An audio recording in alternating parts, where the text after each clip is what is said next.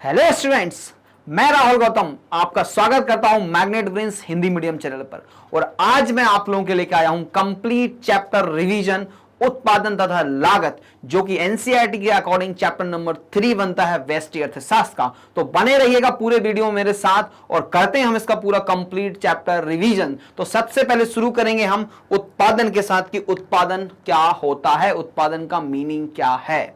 जब हम raw material से किन्हीं फिनिश गुड्स का जब निर्माण कर लेते हैं उसको हम बोलते हैं उत्पादन। मतलब ये एक प्रोसेस है कन्वर्जन का, जहां पे रॉ मटेरियल को कन्वर्ट किया जा रहा है किसी यूजफुल फिनिश प्रोडक्ट में। मतलब हम कोई उपयोगी वस्तु बना रहे हैं कच्चे माल से, उसको हम बोलते हैं उत्पादन, है ना। ये तकनीकी रूप से मतलब इसमें तकनीक का प्रयोग होता है। उदाहरण के लिए मान लीजिए अब हम चाय बनाते हैं। चाय एक उपयोगी उत्पाद है हमारे लिए, और चाय बनाने के लिए हम क्या करते हैं, उसमें शक्कर रहेगी, दूध रहेगा, चाय पत्ती रहेगी और भी मसाले वगैरह, पानी जो हम इसका इस्तेमाल करते हैं। तो एक हम तकनीक का इस्तेमाल करते हैं, उसको गर्म करते हैं, मिक्स करते हैं, हमारे चाय बन के तैयार हो जाती है। तो ये एक टेक्नोलॉजिकल रिलेशनशिप होता है, तकनीक का उपयोग हमें करना होता है, तकनीकी कार्य होता है जिससे हम कच्चे माल को किसी उपयोगी वस्तु में परिवर्तित कर देते हैं, उसी को हम उत्पादन कहते हैं। लेकिन इकोनॉमिक्स में उत्पादन का बहुत बड़ा रोल है, क्योंकि अभी तक हमने पढ़ा है चैप्टर, जो 2 चैप्टर्स हम कंप्लीट किया उसमें हम अभी उपभोक्ता के बारे में बात कर रहे थे। अब हम बात करेंगे उत्पादक के बारे में, क्योंकि उपभोक्ता तो मांग कर रहा है, लेकिन उस मांग की आपूर्ति करने के लिए हमारे पास उत्पादन का होना उतना ही आवश्यक है जितना आवश्यक कि हमारे पास मांग का होना था। ठीक है जी। तो मांग तो कर ली किसने, कंज्यूमर ने कर ली, क्योंकि उसको अपनी वांट को सेटिस्फाई करना है। अब उस वांट को सेटिस्फाई करने की उसने मांग किया, हमें उसकी आपूर्ति करना पड़ेगा, उत्पादक को उसकी आपूर्ति करना पड़ेगा। तो वो क्या करेगा, कच्चे माल का प्रयोग करते हुए किन्हीं उपयोगी वस्तुओं एवं सेवाओं का निर्माण करेगा, जिसको हम उत्पादन कहते हैं। ठीक है जी। तो अब उत्पादन के बारे में हमें डिटेलिंग करनी पड़ेगी। उसके बाद जो चैप्टर का जैसा कि नाम बताता उत्पादन एवं लागत, वो उससे जुड़ा हुआ मुद्दा होता है। क्योंकि जब मैं उत्पाद के जो घटक हैं उत्पादन करने में मेरी जो सहायता करने वाले हैं, उसमें मुझे पैसे खर्च करना पड़ता है, तो मुझे कहीं ना कहीं उसकी लागत भी गणना करना पड़ेगा, लागत की भी मुझे कैलकुलेशन करनी पड़ेगी। तो चलिए शुरू करते हैं। मनुष्य की आवश्यकताओं के कारण दिन प्रतिदिन नए नए आविष्कार हो रहे हैं और भविष्य में भी होते रहेंगे। अर्थशास्त्र में उत्पादन का अर्थ नई वस्तुओं के निर्माण करने से नहीं है। मनुष्य स्वयं ना तो किसी पदार्थ को बना सकता है और ना ही इसे नष्ट कर सकता है। ये तो अल्बर्ट आइंस्टीन भी बोल के गए थे एनर्जी के बारे में कि energy neither created nor destroyed. ऊर्जा को ना हम बना सकते हैं, ना ही हम उसको नष्ट कर सकते हैं। ये बात हमारी वस्तुओं पर भी उपलब्ध मतलब एप्लीकेबल होती है, क्योंकि जो वस्तुएं हैं उनको हम बनाते नहीं, उनका फॉर्म ही चेंज कर रहे हैं एक्चुअली में, है ना। वो तो ऑलरेडी नेचर में कहीं ना कहीं अवेलेबल है, हम उसको सिर्फ फॉर्म चेंज कर रहे हैं। इसलिए ये बात बिल्कुल सही है। और ना ही इसे नष्ट कर सकता है, वह तो केवल उसे नया रूप देकर मानवीय आवश्यकताओं की संतुष्टि के अनुरूप बना सकता है। हमारे पास पानी है, मिल्क है, और इन सबको हमने ऐड ऑन करके हमने चाय बना लिया। ठीक है जी। तो हमने उसका रूपांतरण नहीं किया है।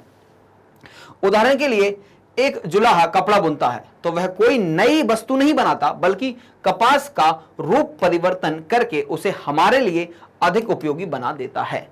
इस प्रकार किसी पदार्थ या संपत्ति को अधिक उपयोगी बनाना ही उत्पादन कहलाता है। इस बात को हमें ध्यान रखना है कि हम कोई नई वस्तुओं एवं सेवाओं का निर्माण नहीं कर रहे होते हैं। जो एग्जिस्टिंग हमारे पास वस्तुएं हैं उन्हीं का हम रूपांतरण करते हैं, और वो रूपांतरण जो है वो उत्पादन कहलाता है, क्योंकि रूपांतरण के पश्चात वो वस्तु हमारे लिए अधिक उपयोगी साबित हो जाती है। बात ठीक है जी। तो कच्चे माल को पक्के माल में परिवर्तित करना या कच्चे माल को उपयोगी माल में परिवर्तित करना क्या कहलाएगा, उत्पादन कहलाएगा। बात ठीक है जी। चलिए फिर क्या है, विभिन्न अर्थशास्त्रियों ने उत्पादन की परिभाषाएं निम्नानुसार दी हैं। जॉर्ज जे स्टिगलर, यदि एक उत्पादक सेवा की मात्रा में समान वृद्धियां की जाएं, लेकिन अन्य उत्पादक सेवाओं की मात्राएं यथास्थिर रहती हैं, तो उपज में होने वाली वृद्धि एक निश्चित बिंदु के बाद घटने लगेगी। अब इनका तो कुछ और ही मानना है, मतलब ये तो अलग ही तरीके में लेके चले गए। बोल रहे हैं कि अगर आप एक ऑप्टिमम लेवल के बाद ऑप्टिमम लेवल तक कॉम्बिनेशन को इंक्रीज करोगे, वस्तुओं मतलब जो उत्पादक के घटक हैं, तो आपका प्रोडक्शन बढ़ेगा, उसके बाद ये निश्चित मात्रा के बाद गिरने लगेगा। प्रोफेसर टॉमस वस्तु के मूल्य में वृद्धि या मूल्य के सृजन को उत्पत्ति कहते हैं, क्रिएशन ऑफ वैल्यू, है ना। वस्तु को क्या कर दिया हमने, मूल्य में वृद्धि कर दी, वही क्या बोल रहे हैं, वही उत्पत्ति है, वही उत्पादन है। प्रोफेसर मार्शल का मानना है मानव भौतिक पदार्थों का निर्माण नहीं कर सकता। बिल्कुल ठीक बात है जी।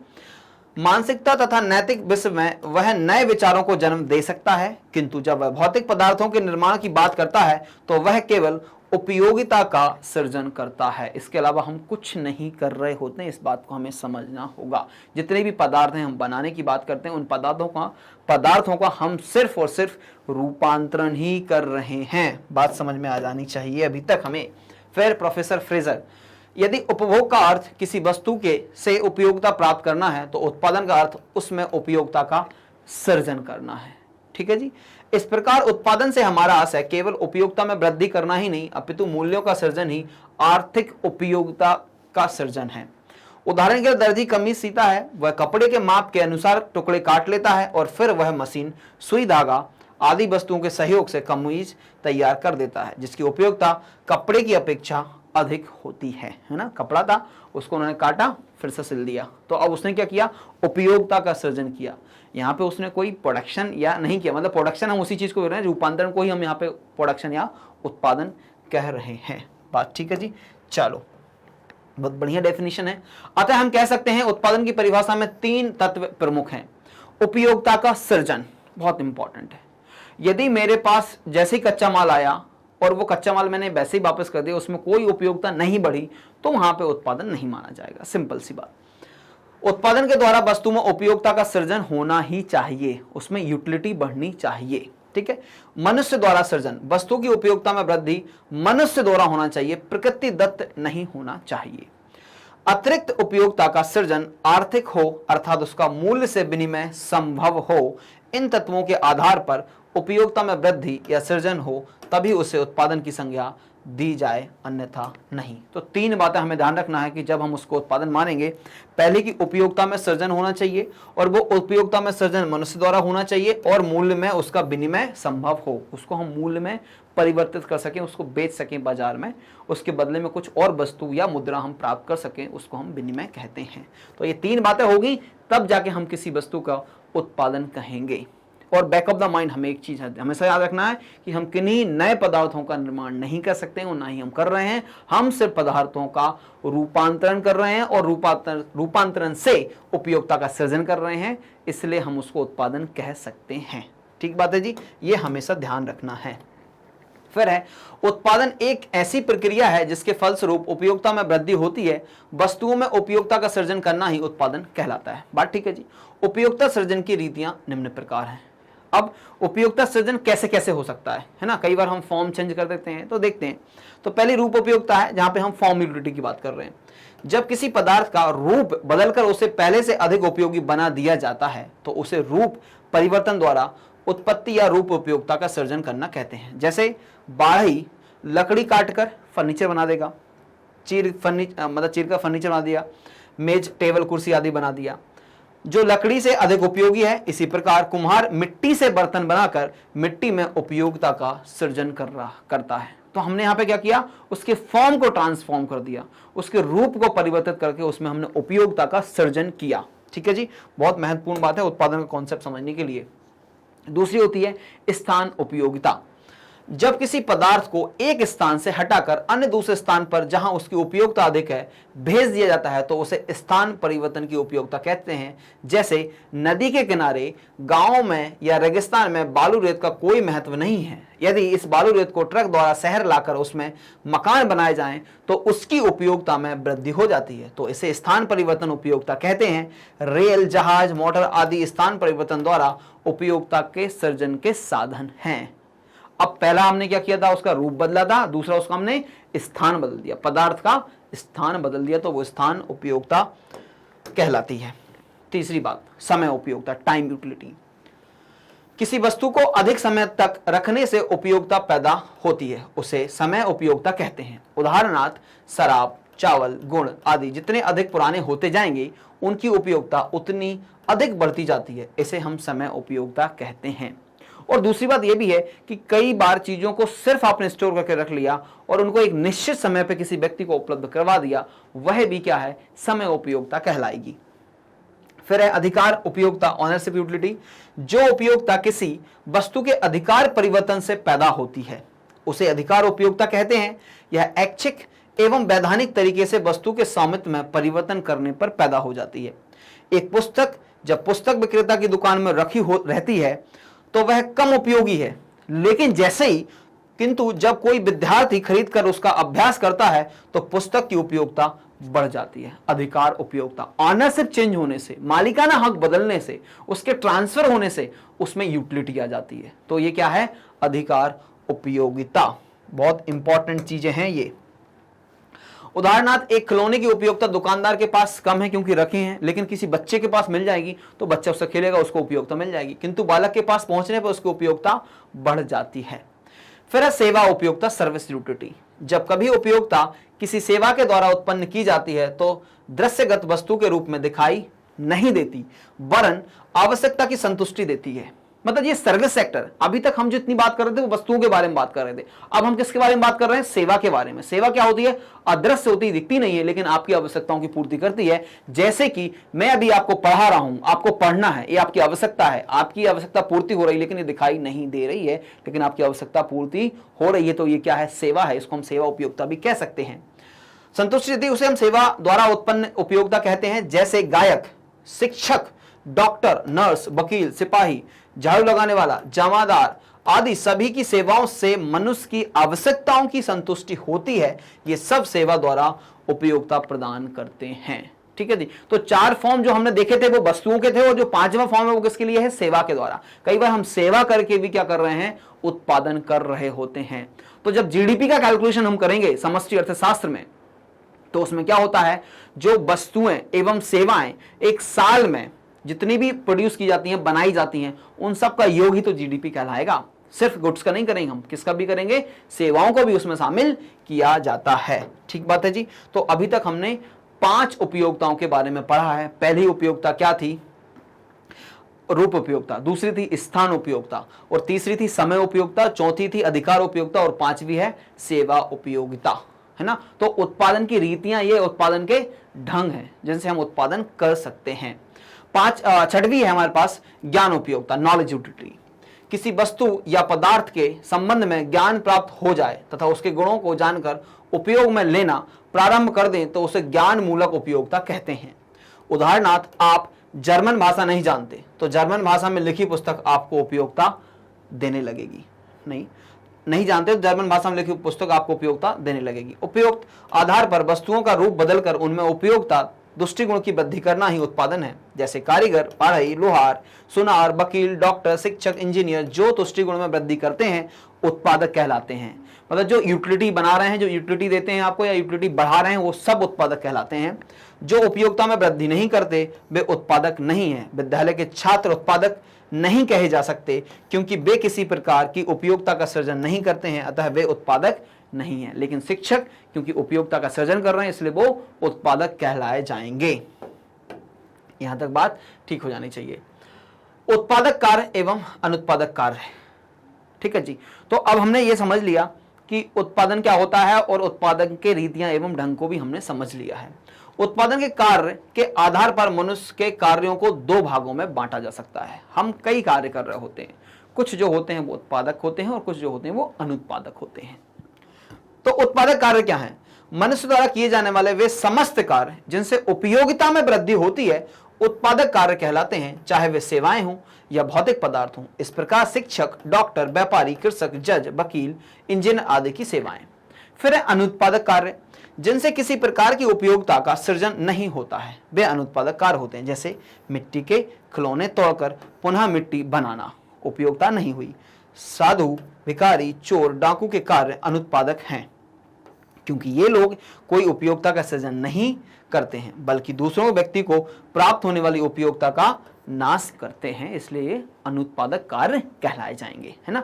जब आप उपयोगिता में वृद्धि कर रहे हो, सिंपल सी बात है, उत्पादक है। जब काम करने से उपयोगिता में वृद्धि नहीं हो रही है तो वो अनुत्पादक कार्य कहलाएगा। इस बात को ध्यान में रख लीजिए आप। फिर है उत्पादन का महत्व कि क्यों जरूरी है उत्पादन। वो तो पहली बात सिंपल है ना, उपभोग है आपके पास, मांग है तो आपूर्ति करना पड़ेगा, तो पहला महत्व यही समझ में आता है। तो महत्व देखेंगे, उत्पादन के महत्व को हम समझेंगे। पहले देखते हैं क्या लिखा है। प्रत्येक वस्तु जिससे हमें खाने पीने, पहनने, संतुष्टि प्राप्त करने आदि के लिए उपयोग में लाते हैं, उत्पादन के माध्यम से ही हम प्राप्त होती है। केवल प्रकृति द्वारा प्रदत्त उपहार ही हमें निःशुल्क प्राप्त होते हैं, वह अन्य वस्तुओं को तो उत्पादन करना पड़ेगा। उत्पादन ही किसी देश की आर्थिक विकास का आधार है। उत्पादन का महत्व निम्नलिखित तथ्यों से स्पष्ट हो जाता है। और जब मैं जीडीपी कैलकुलेशन करूंगा, राष्ट्रीय आय जब आपको पढ़ाऊंगा, तो प्रोडक्टिविटी, उत्पादन ही सब कुछ है। इस बात को आपको अपने जीवन में भी समझना पड़ेगा। यदि आप उत्पादन नहीं कर रहे हैं तो आप इस जीवन का उपयोग नहीं कर रहे हैं, ऐसा समझ लीजिए। और अपने जीवन को चलाने के लिए भी तो आपको कुछ वस्तुओं एवं सेवाओं की आवश्यकता पड़ेगी। वो कैसे लेके आओगे आप? उनको लाने के लिए आपको उत्पादन करना पड़ेगा। अब बात ऐसे समझिए कि सभी वस्तुएं जो आपको जरूरत पड़ती है उनका निर्माण आप खुद नहीं कर सकते, लेकिन आप किन्हीं न किन्हीं वस्तुओं का तो निर्माण कर सकते हैं। उन वस्तुओं का आप निर्माण कीजिए, उनसे आप अपने उपयोगिता की वस्तुएं बदल कर ले सकते हैं। Exchange system, water exchange system वस्तु विनिमय प्रणाली के माध्यम से हो सकता था पहले, और आज के समय में यह कार्य मुद्रा के द्वारा किया जाता है। मुद्रा का रोल हमारे जीवन में है ना, हम पैसे की बात करते हैं और हर व्यक्ति पैसे कमाना चाहता है, लेकिन पैसे कमाने का एकमात्र साधन है कि आपको अपनी उत्पादकता में वृद्धि करनी पड़ेगी, आपको अपनी उत्पादकता बढ़ानी पड़ेगी। क्योंकि मुद्रा तो सिर्फ उस उत्पादकता को बदलने का कार्य कर रही है। मुद्रा की एक ही पावर होती है जिसको हम बोलते हैं पावर ऑफ कन्वर्टिविटी। मुद्रा किसी भी चीज को किसी भी चीज में कन्वर्ट कर सकती है। मुद्रा आपके आलू को आपके सोने में कन्वर्ट कर सकती है। आप आलू उगाइए, बेच दीजिए, पैसे कमाइए, उस पैसे से सोना खरीद लीजिए। यह काम सिर्फ मुद्रा के द्वारा होता है।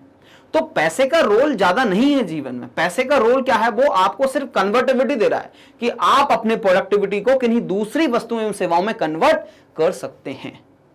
लेकिन पैसा कहां से आएगा? प्रोडक्टिविटी से आएगा। जितने ज्यादा आप प्रोडक्टिव हैं, जितने ज्यादा आप उत्पादक हैं, उतना ज्यादा पैसा आपके पास आएगा।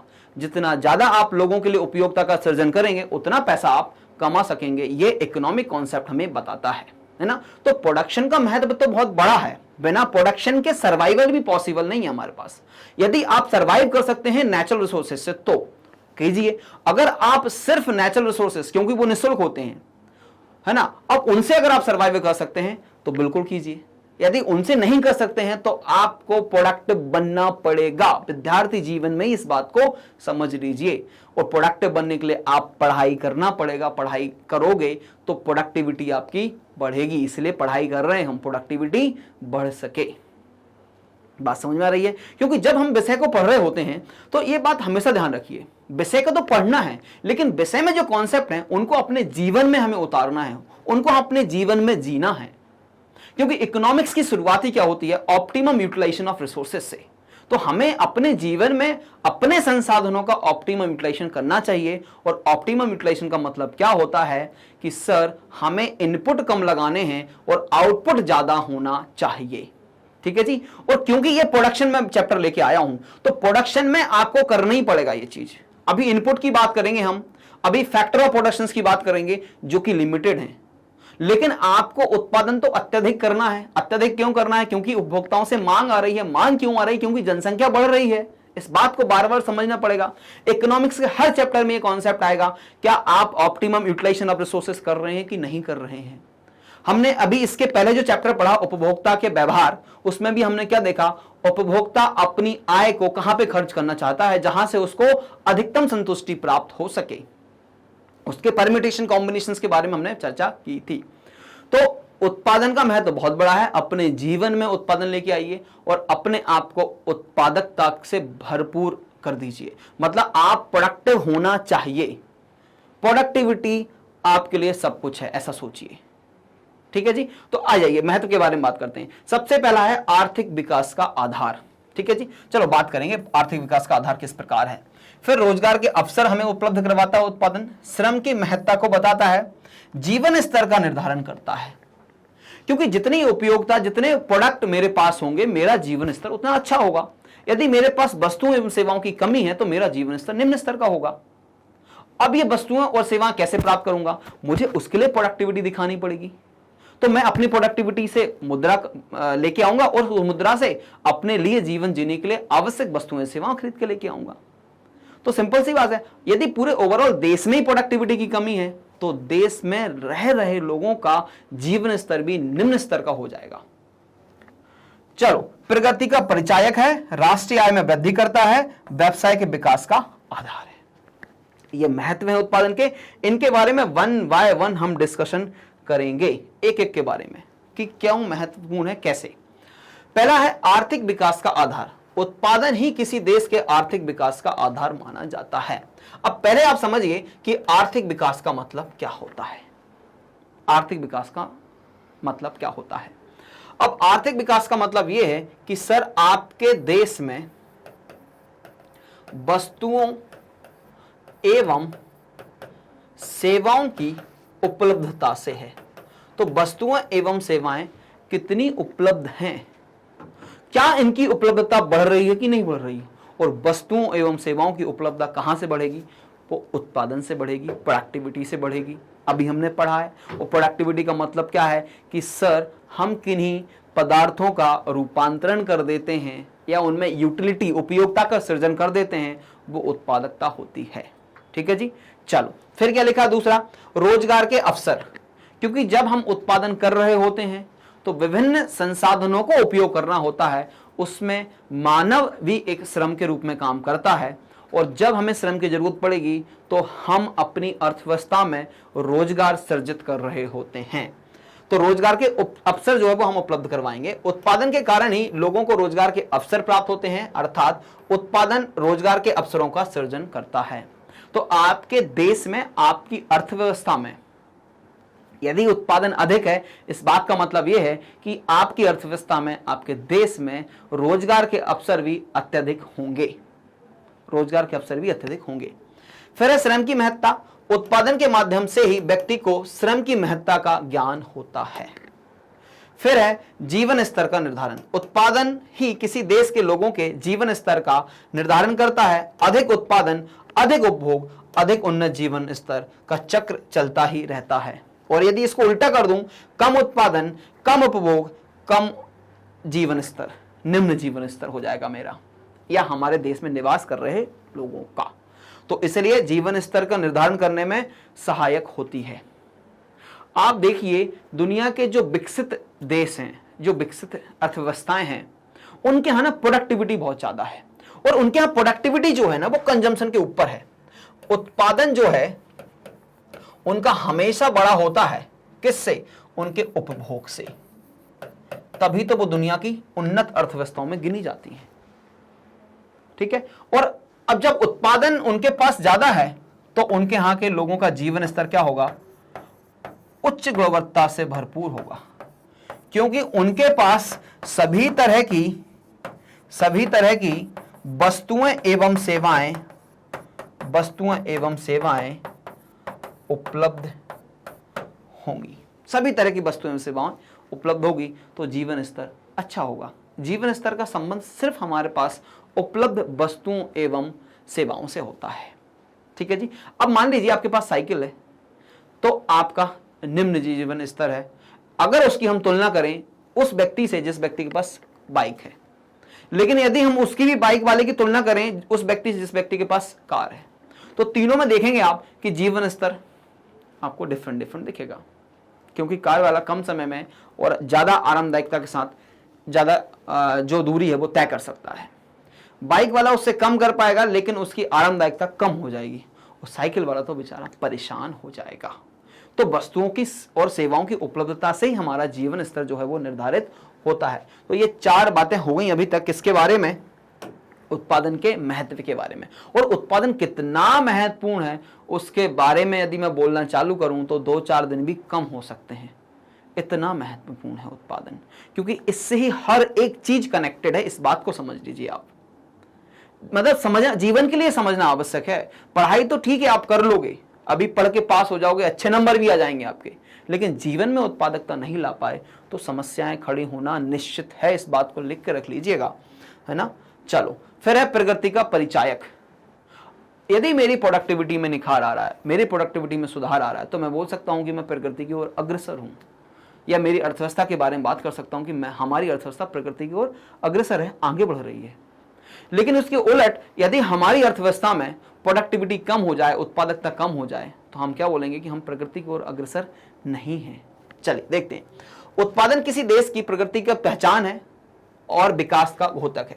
उत्पादन एवं विकास के आधार पर ही विश्व के विभिन्न देशों को अविकसित, विकासशील तथा विकसित देशों के रूप में वर्गीकृत किया जाता है। अब है राष्ट्रीय आय में वृद्धि। जब किसी देश में उत्पादन में वृद्धि होती है तो सरकार को कर आदि में राजस्व की प्राप्ति अधिक होती है और प्रति व्यक्ति आय तथा राष्ट्रीय आय बढ़ती है और लोगों को अधिक सुख सुविधाएं उपलब्ध होती हैं। और जब आय बढ़ती है तो आपकी क्रय शक्ति भी बढ़ती है, क्रय शक्ति बढ़ती है तो आप बाजार में और मांग करते हैं, और आप जब मांग करते जाएंगे तो उत्पादककर्ता भी अपना उत्पादन बढ़ाता जाएगा। तो ये एक पॉजिटिव साइकिल है, उसका निर्माण हो जाता है। इसके उलट यदि उत्पादन कम होता है तो लोगों की रोजगार चले जाते हैं, नौकरियां चली जाती हैं, उनकी आय कम होती है, आय कम होने से क्रय शक्ति कम होती है, क्रय शक्ति कम होने से मांग में कमी आती है, मांग में कमी आने से उत्पादककर्ता क्या होता है, वो फिर से अपनी उत्पादन क्षमता को कम कर लेता है। और उत्पादन क्षमता को कम करने से फिर से वो एक विकीय सर्कल बन जाता है जिससे बाहर निकल पाना मुश्किल होता है। तो ये देश के लिए भी बड़ी समस्या है। और देश का उत्पादन कैसे बढ़ेगा? देश का उत्पादन बढ़ाने के लिए आपको काम करना पड़ेगा, हर एक नागरिक को उत्पादन करना पड़ेगा, तब जाके हमारे देश का विकास संभव है। किसी एक व्यक्ति के कहने से, किसी एक व्यक्ति के करने से हमारे देश का विकास होना संभव नहीं है।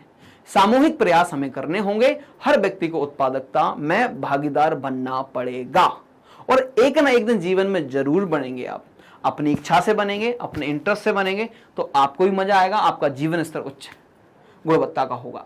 यदि जबरदस्ती बनना पड़ेगा तो हमें मजा नहीं आएगा, अच्छा नहीं लगेगा और हमारा जीवन स्तर निम्न गुणवत्ता का होगा। क्योंकि निम्न गुणवत्ता इसलिए होगी, उत्पादकता कम है तो मेरी उत्पादकता कम होने से मुझे मिलने वाली आय कम होगी और मेरी आय कम होने से मैं सभी उन वस्तुओं एवं सेवाओं को नहीं खरीद सकता जो जीवन जीने के लिए आवश्यक या आरामदायक या विलासिता मुझे उपलब्ध करवाती हैं।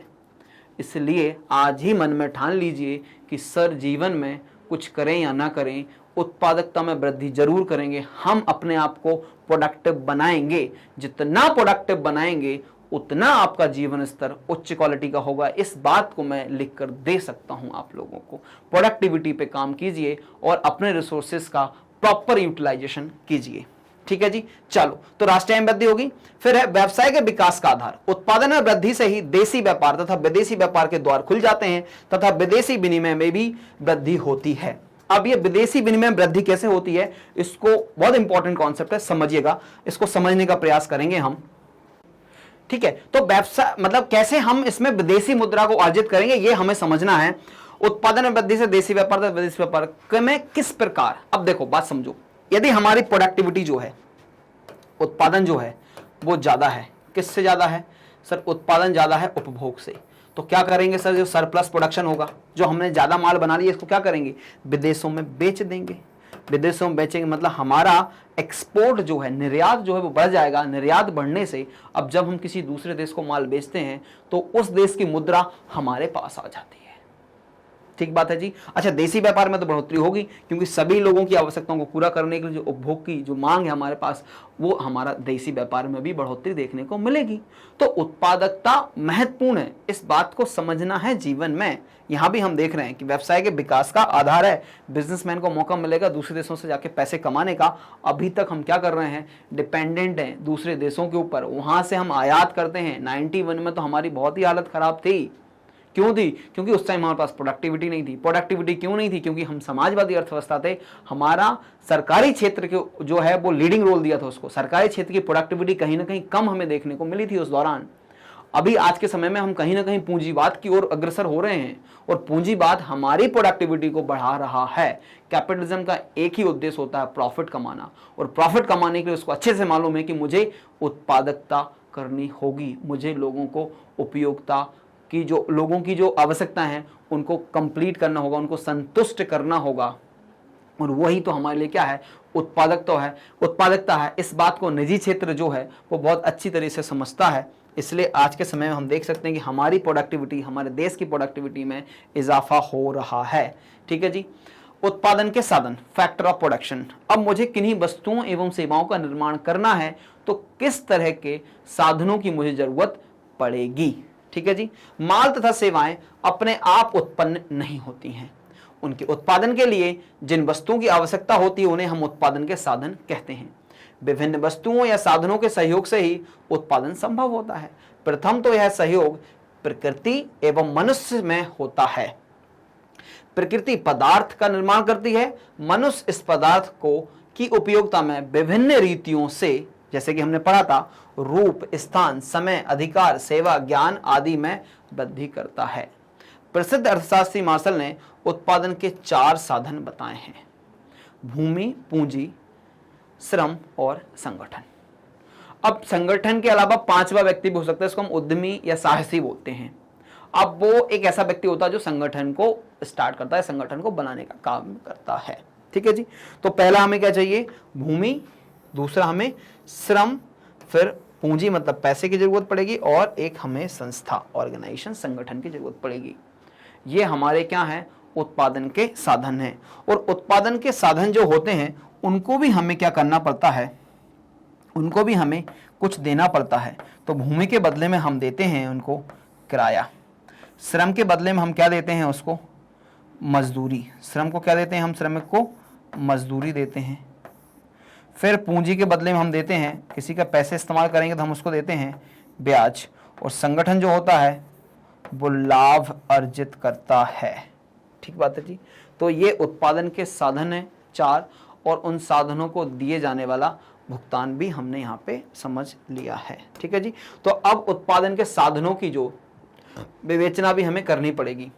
संगठन के 2 भागों में विभक्त किया गया है, प्रबंध तथा दूसरा साहस, है ना। तो 5 भी हो जाते हैं। इस प्रकार उत्पादन के 5 साधन हैं। आधुनिक अर्थशास्त्री भी उत्पत्ति के इन 5 साधनों से सहमत हैं। इस प्रकार स्पष्ट है कि संयुक्त उत्पादन क्रिया को पूर्ण करने वाले साधन उत्पादन के साधन कहलाते हैं। प्रोफेसर वेनहम ने कहा है, जो भी सेवा या वस्तु उत्पादन के कार्य में सहायता दे वे भी उत्पादन के साधन हैं। उत्पादन के 5 प्रमुख साधन निम्नलिखित हैं। तो देखो, भूमि मार्शल ने भी बोला था, श्रम मार्शल ने बोला था, और पूंजी को भी मार्शल ने बोला था। ठीक है। संगठन भी मार्शल ने बोला था। यहाँ पे उन्होंने क्या किया? संगठन के 2 टुकड़े कर दिए, और साहसी या साहस, एंटरप्रेन्योर, एक नया शब्द यहाँ पे जोड़ दिया उन्होंने। तो संगठन और साहस, ये 5 हमारे फैक्टर ऑफ प्रोडक्शन हो जाते हैं। इनका उपयोग करते हुए हम वस्तुओं एवं सेवाओं का निर्माण करते हैं, अर्थात उनमें उपयोगिता का सृजन करते हैं। तो अब हमें भूमि, पूंजी, इस श्रम के जो साधन हैं उनका मीनिंग जो है वो हमें अंडरस्टैंड कर लेना चाहिए, फिर हम इसको कंटिन्यू करेंगे। साधारण बोलचाल की भाषा में भूमि का अर्थ जमीन की ऊपरी सतह से होता है जिस पर हम रहते हैं, किंतु अर्थशास्त्र की भाषा में भूमि का विशेष अर्थ लिया जाता है। प्रोफेसर मार्शल के अनुसार भूमि से आशय केवल भूमि की ऊपरी सतह से नहीं है, वरन उन समस्त पदार्थों और शक्तियों से है जिन्हें प्रकृति ने मनुष्य की सहायता के लिए भूमि, पानी, हवा, प्रकाश तथा गर्मी के रूप में निःशुल्क प्रदान किया है। ये सब बातें हमारे लिए क्या हैं? भूमि का भाग बन जाती हैं। भूमि के अंदर खनिज पदार्थ, जल, मिट्टी आदि, और भूमि के ऊपर वर्षा, वायु, पानी आदि सभी वस्तुएं सम्मिलित समझी जाती हैं। अतः भूमि उत्पत्ति का एक प्रमुख साधन है। मतलब भूमि को ऐसे समझ लीजिए, प्रकृति के द्वारा जितने भी प्रदत्त पदार्थ हैं वो भूमि के अंतर्गत आते हैं, या प्राकृतिक संसाधन जो हैं उनको हम भूमि कहते हैं अर्थशास्त्र में। इस बात को आप ध्यान रख लीजिए। ठीक है जी। चलो, अब इसके बाद आता है भूमि की परिभाषा अर्थशास्त्रियों ने भिन्न भिन्न दी है।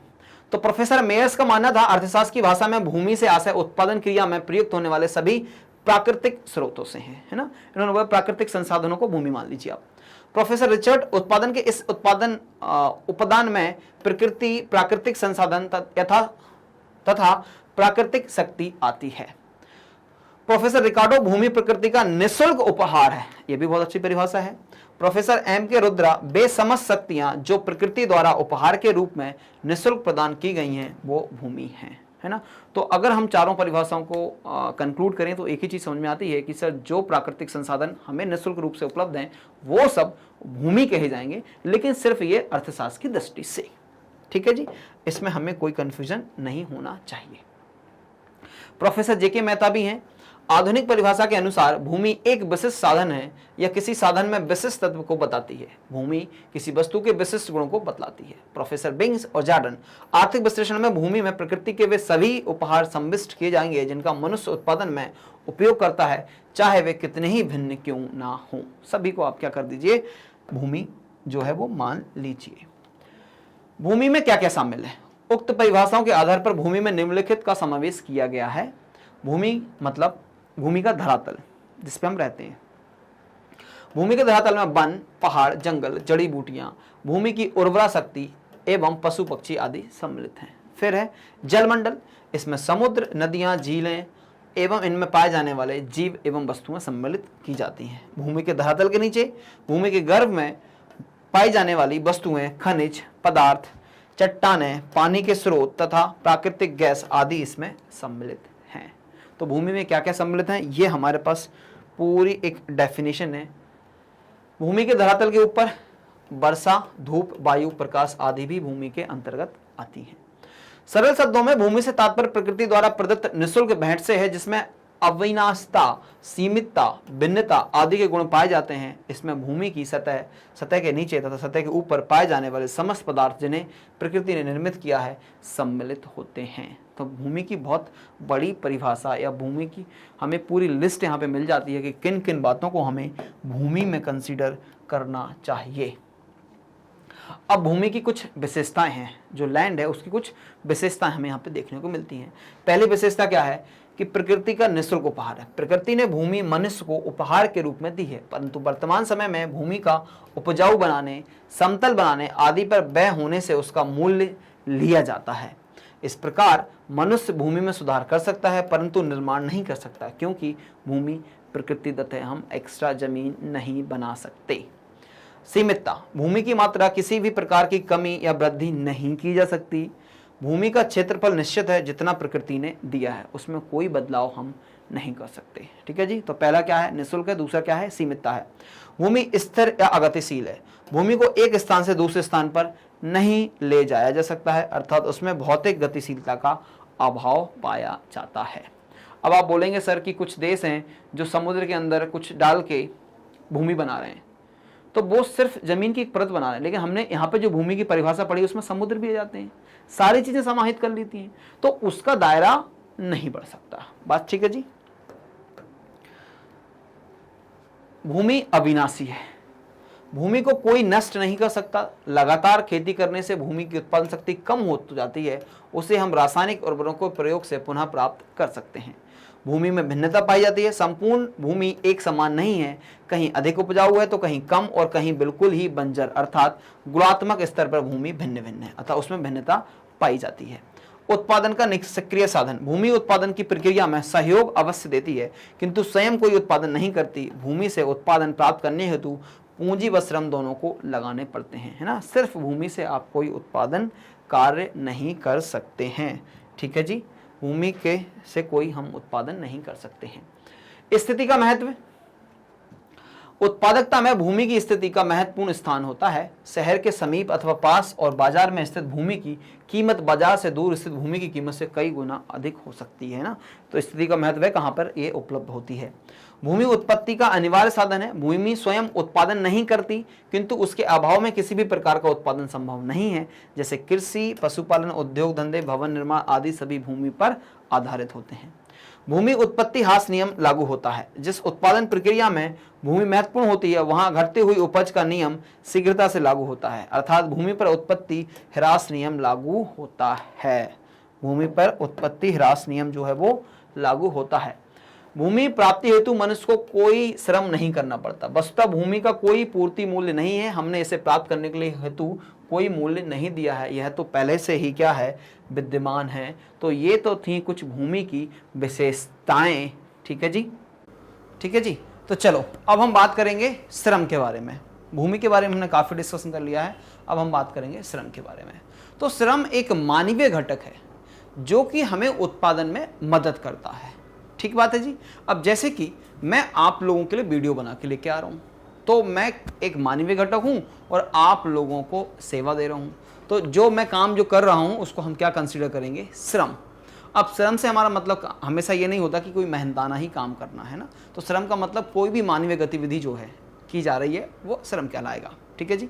अभी हमने इसके पहले भूमि के बारे में बात की थी, जो प्रकृति ने हमें दे के रखा है। दूसरी महत्वपूर्ण चीज़ है वो मानव है, मानव भी उसमें कार्य अपना सहयोग देता है। जैसा हमने जाना था कि भूमि अपने आप में कोई प्रोडक्शन नहीं कर सकती, यदि हमें प्रोडक्शन करना है तो भूमि के साथ श्रम को सम्मिलित करना पड़ेगा। ठीक है जी। श्रम जो है उसके बाद श्रम जब किया जाएगा भूमि में तो जाके हमें उत्पादन मिल सकता है। ठीक है। चलिए, साधारणतः श्रम का आशय मेहनत या परिश्रम से होता है, जैसे कुली, मजदूर, कारीगर, ठेला चलाने वाला, घर में कार्य करने वाले सभी व्यक्ति श्रम करते हैं। किंतु अर्थशास्त्र में श्रम शब्द का प्रयोग विशेष अर्थों में लिया जाता है। मनुष्य की शारीरिक एवं मानसिक चेष्टाएं जो धनोपार्जन के उद्देश्य से की जाती हैं श्रम कहलाती हैं। विभिन्न अर्थशास्त्रियों ने श्रम की विभिन्न परिभाषाएं दी हैं जो कि निम्नलिखित हैं। ठीक है जी। तो श्रम का मतलब हमें मेहनत से नहीं इसको कंसीडर करना है। अर्थशास्त्र में बोला गया है कि जब आप धनोपार्जन के लिए कोई काम करेंगे वो श्रम कहलाएगा। ठीक है जी।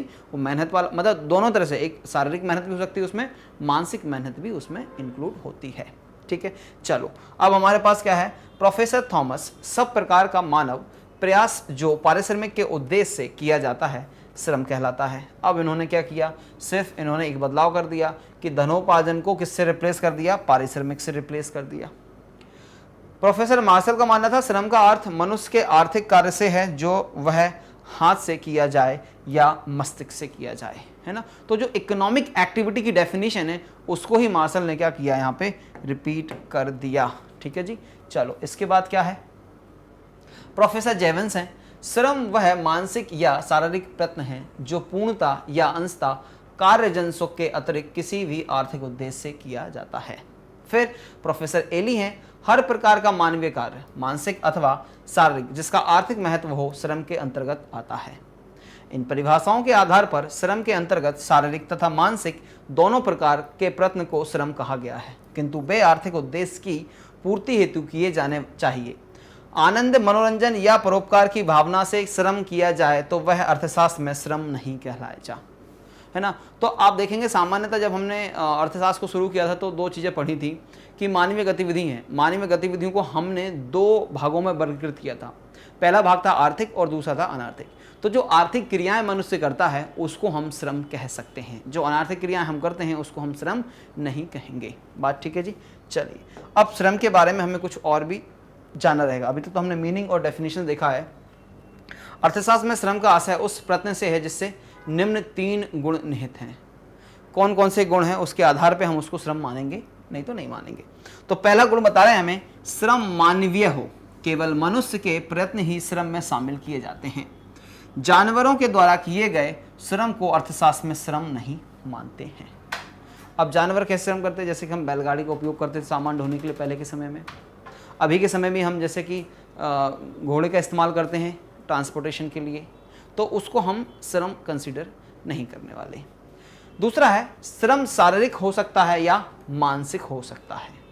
श्रम में मनुष्य के शारीरिक मानसिक दोनों प्रकार के श्रम को शामिल किया जाता है, चाहे वह हाथ के द्वारा किया गया हो या मस्तिष्क द्वारा, जैसे डॉक्टर, शिक्षक, वकील मानसिक श्रम करते हैं तथा कुली जो है वो शारीरिक श्रम करता है। तो दोनों तरह के श्रम को यहाँ पे हमने शामिल किया हुआ है। और पहली बात क्या थी कि श्रम का मानवीय होना जरूरी है, दूसरी बात है कि श्रम जो है मानसिक और शारीरिक दोनों हो सकता है।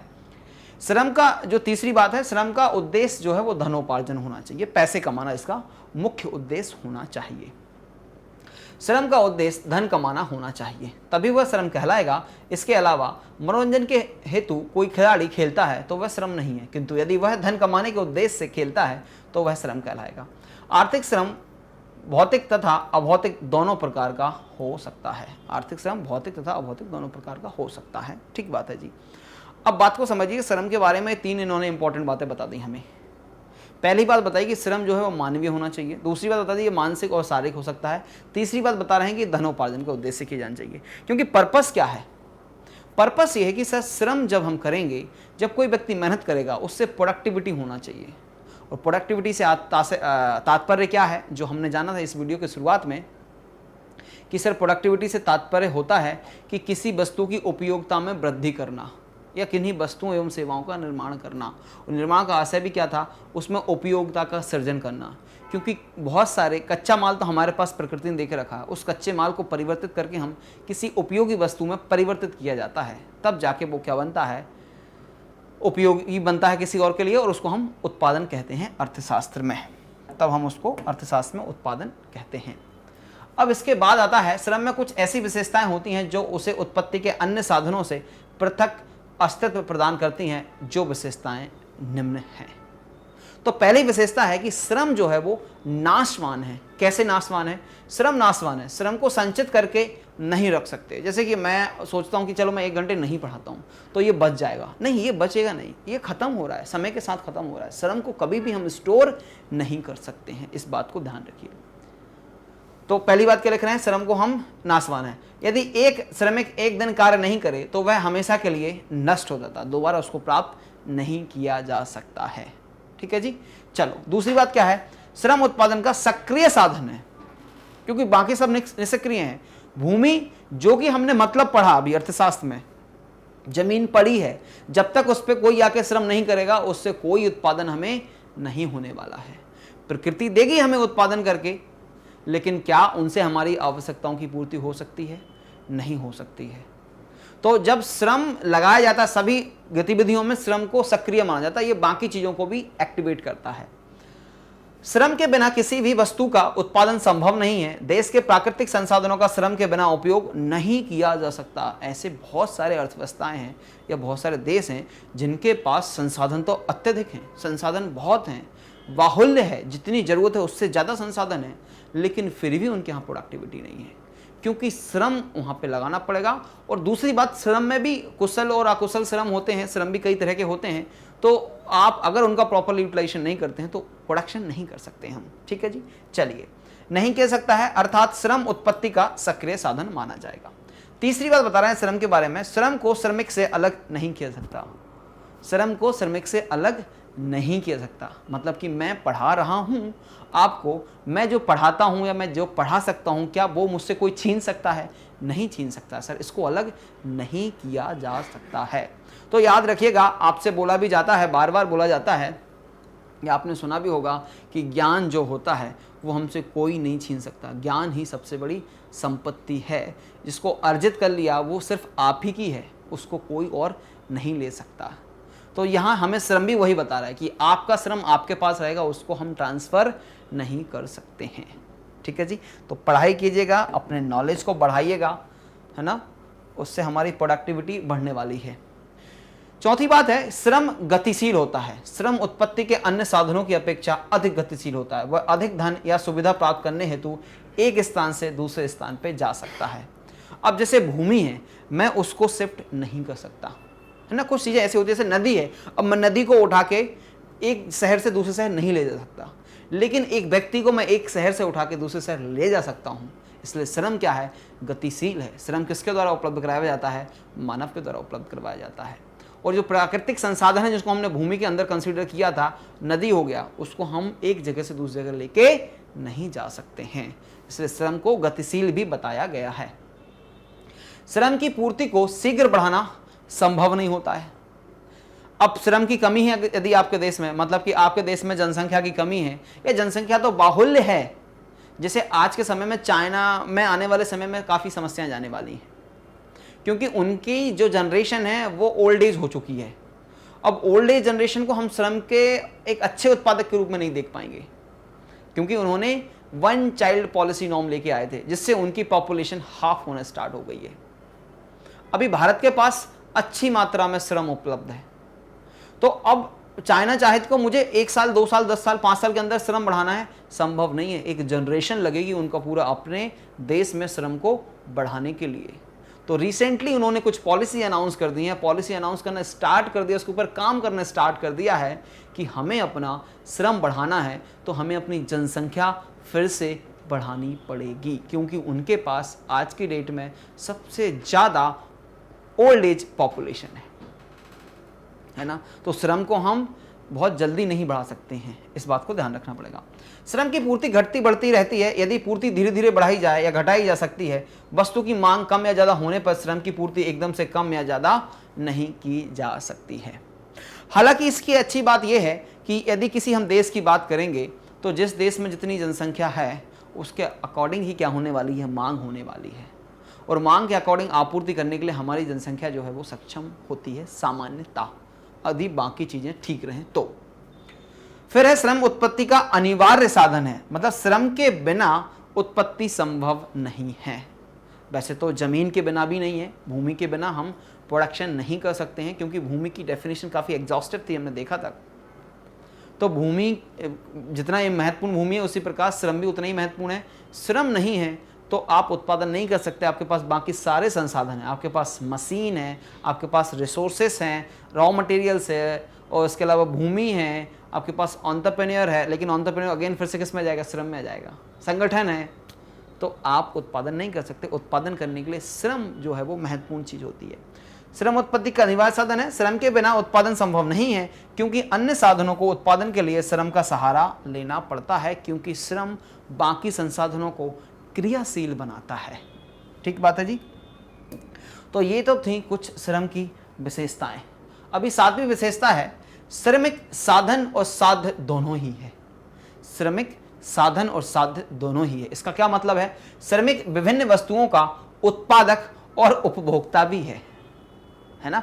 अब डायरेक्टली मतलब मैं अगर बात करूं एंसेस्ट्रल इंडिया की, तो हम क्या करते थे, हम उतना ही प्रोडक्शन करते जितना हमें जरूरी था या मेरे लिए जरूरत है, मैं वही चीज़ों का निर्माण करता था। जैसे किसान आज भी क्या करता है, मतलब अपने लिए प्रोडक्शन करता था, पहले अपने लिए बचाता फिर बाजार में बेचता है। तो डायरेक्टली क्या है, वो उत्पादक भी वहीं हो गया, उपभोक्ता भी खुद हो गया। लेकिन आज की जो अर्थशास्त्र है, आज की जो अर्थव्यवस्था है, उसमें हम ये डायरेक्टली कनेक्शन देख पाना थोड़ा सा मुश्किल होता है। लेकिन कहीं ना कहीं हम सभी श्रमिक हैं और हम सभी ही उपभोक्ता हैं, इसलिए श्रम जो है वो साधन और साध्य दोनों ही माना जाएगा। श्रमिक विभिन्न वस्तुओं का उत्पादक और उपभोक्ता दोनों होता है। उपभोक्ताओं की आवश्यकताओं की पूर्ति हेतु उत्पादन किया जाता है, परंतु भूमि और पूंजी उत्पत्ति के केवल साधन है, वो साध्य नहीं है। भूमि अपने लिए प्रोडक्शन करके खुद कंजम्पशन नहीं करती है। श्रमिक अपना श्रम बेचता है ये, और स्वयं को नहीं। हाँ, ये बहुत महत्वपूर्ण बात है। और ये देखने में भी आता है कि हम जब किसी से काम कर रहे होते हैं, किसी के लिए काम कर रहे होते हैं, या कोई हमसे काम करवाता है या हम किसी और से काम करवा रहे हैं, तो हमने उस व्यक्ति को नहीं खरीदा होता है, हमने उसके श्रम को खरीदा होता है। हम डॉक्टर के पास जाते हैं, फीस पे करते हैं, उससे कंसल्टेंसी लेते हैं, उसका श्रम हम लेते हैं। टीचर के पास जाते हैं, हम टीचर से पढ़ाई करते हैं, वो हमें पढ़ाता है, हमने उसको नहीं खरीदा होता है। उसी प्रकार सभी जितने भी श्रम हैं, जितने भी तरह के श्रम हैं, उन सभी श्रमों में हमने उनको खरीदा नहीं होता है, हम सिर्फ उनकी सेवाएं ले रहे होते हैं, है ना। तो हमने श्रम को खरीदा होता है, श्रमिक को नहीं। श्रमिक अपना श्रम बेचता है, स्वयं को नहीं। वह अपने गुण, कला तथा व्यक्तित्व का स्वामी स्वयं होता है। उत्पादक श्रमिक के श्रम को थोड़े समय के लिए खरीद सकता है, हमेशा के लिए नहीं खरीद सकता।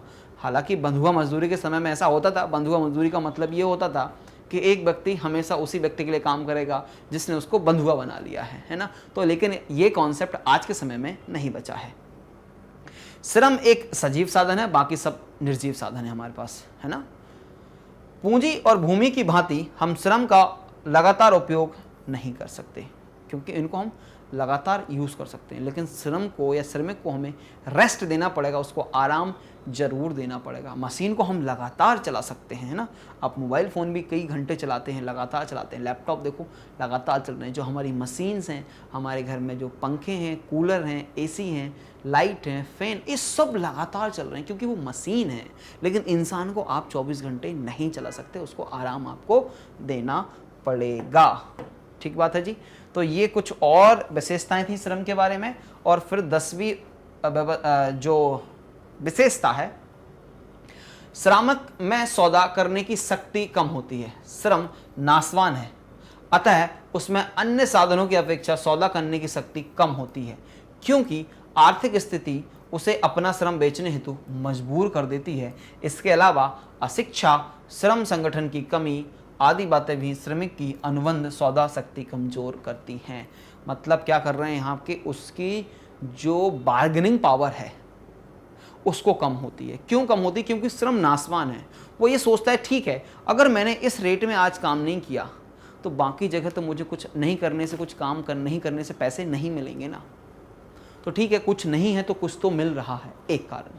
दूसरा कारण, मैं बात कर रहा था कार्यकुशलता की, अभी कुछ देर पहले ही बात कर रहा था कि स्किल्ड और अनस्किल्ड है ना, तो वो भी एक चीज़ होती है। अगर आप स्किल्ड हैं तो आप अच्छा रेट तय कर सकते हैं, यदि आप अनस्किल्ड हैं तो आप रेट नहीं कर सकते हैं। तो फिर जो ऑफ़र हमारे पास उपलब्ध होता है, जो ऑफ़र श्रम के पास उपलब्ध होता है, उस ऑफ़र को वो एक्सेप्ट करने के लिए बाध्य हो जाता है, क्योंकि उसको अपनी आवश्यकताओं की पूर्ति करना होता है ना। क्या करना होता है उसको? अपनी आवश्यकताओं की पूर्ति करना होता है।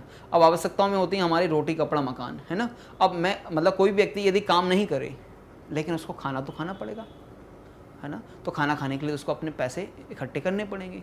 यदि उसके पास काम नहीं है या वो काम पे नहीं जाता है तो वो हो सकता है कि शायद खाना भी नहीं खा पाए। इसलिए उसकी जो बार्गेनिंग पावर है वो कम हो जाती है, सौदा शक्ति कम हो जाती है। श्रम में सुधार संभव है, अच्छी बात यह है। यदि कोई अच्छा काम नहीं करता तो हम उसको ट्रेनिंग देके या उसको कुशल बना के उसके काम करने की क्षमता का हम विकास कर सकते हैं। श्रम को अधिक कुशल एवं योग्य बनाने के लिए श्रमिकों को प्रशिक्षण आदि में पूंजी लगाकर उनसे अतिरिक्त उत्पादन का लाभ प्राप्त किया जा सकता है। हम प्रोडक्टिविटी, है ना। और इकोनॉमिक्स के अंदर जब हम पढ़ेंगे इंडियन इकोनॉमिक डेवलपमेंट, तो उसमें हमने ये देखा है कि ह्यूमन कैपिटल फॉर्मेशन करके एक चैप्टर होता है, जहाँ पे हम बात करते हैं कैसे मानव का विकास करना है। क्योंकि मानव का विकास करने से हमारी प्रोडक्टिविटी बढ़ जाती है।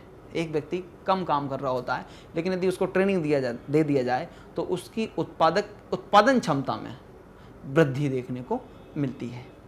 फिर है श्रम में तर्क शक्ति, बुद्धि और निर्णय शक्ति दोनों ही होती है ना। हम तो तर्क करने में भी माहिर होते हैं और निर्णय लेने में भी हम माहिर होते हैं। हमें समझ में आता है कि क्या चल रहा है। बाकी साधनों के साथ ऐसा नहीं है।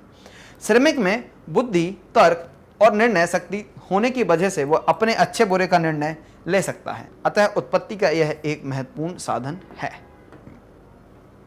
ठीक है जी, चलो अब आता है हमारे पास पूंजी। अभी तक हमने किसके बारे में बात कर ली? भूमि और श्रम। अब तीसरा महत्वपूर्ण उत्पादन का साधन है पूंजी।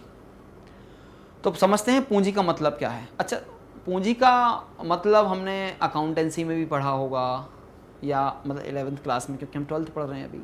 तो पूंजी का हमने एक मीनिंग पढ़ा होता है कि सर पूंजी से आशय हमारा उस पैसे से होता है जो कि ऑनर के द्वारा लगाया जाता है ना। ये एक पूंजी का हमने सामान्य मतलब समझा है ना। पूंजी को हम पैसे से कोरिलेट करके देखते हैं। तो देखते हैं कि इकोनॉमिक्स पूंजी को कैसे देखता है।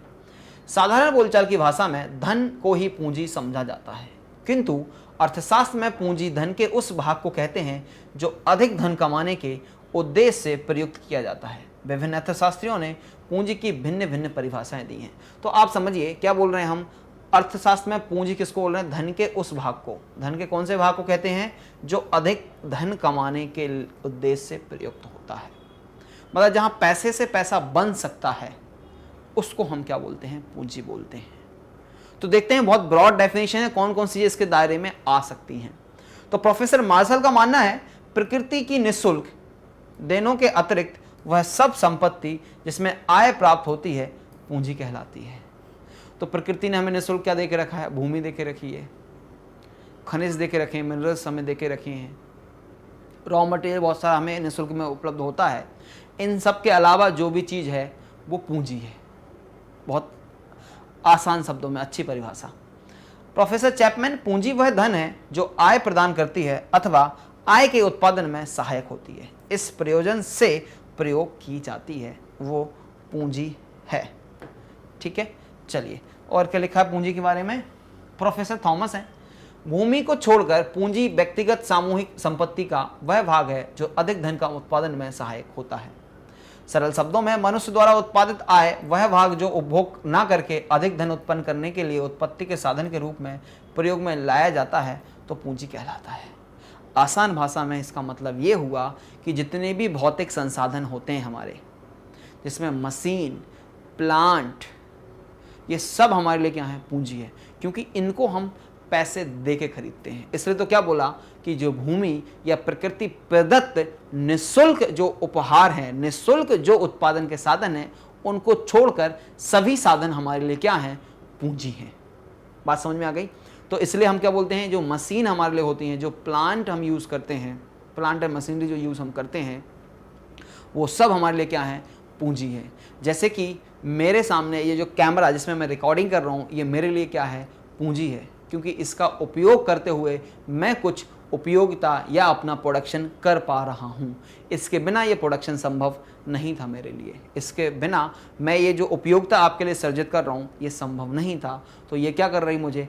अधिक उपयोगिता, अधिक उत्पादकता में वृद्धि करने में मदद कर रही। इसलिए मेरे लिए जो मेरे सामने कैमरा रखा हुआ है, ये क्या है? ये मेरे लिए पूंजी है ना? तो पूंजी का मतलब सिर्फ धन से नहीं है, धन के उस भाग से है जो और धन कमाने के लिए आपको सहायता प्रदान करता है।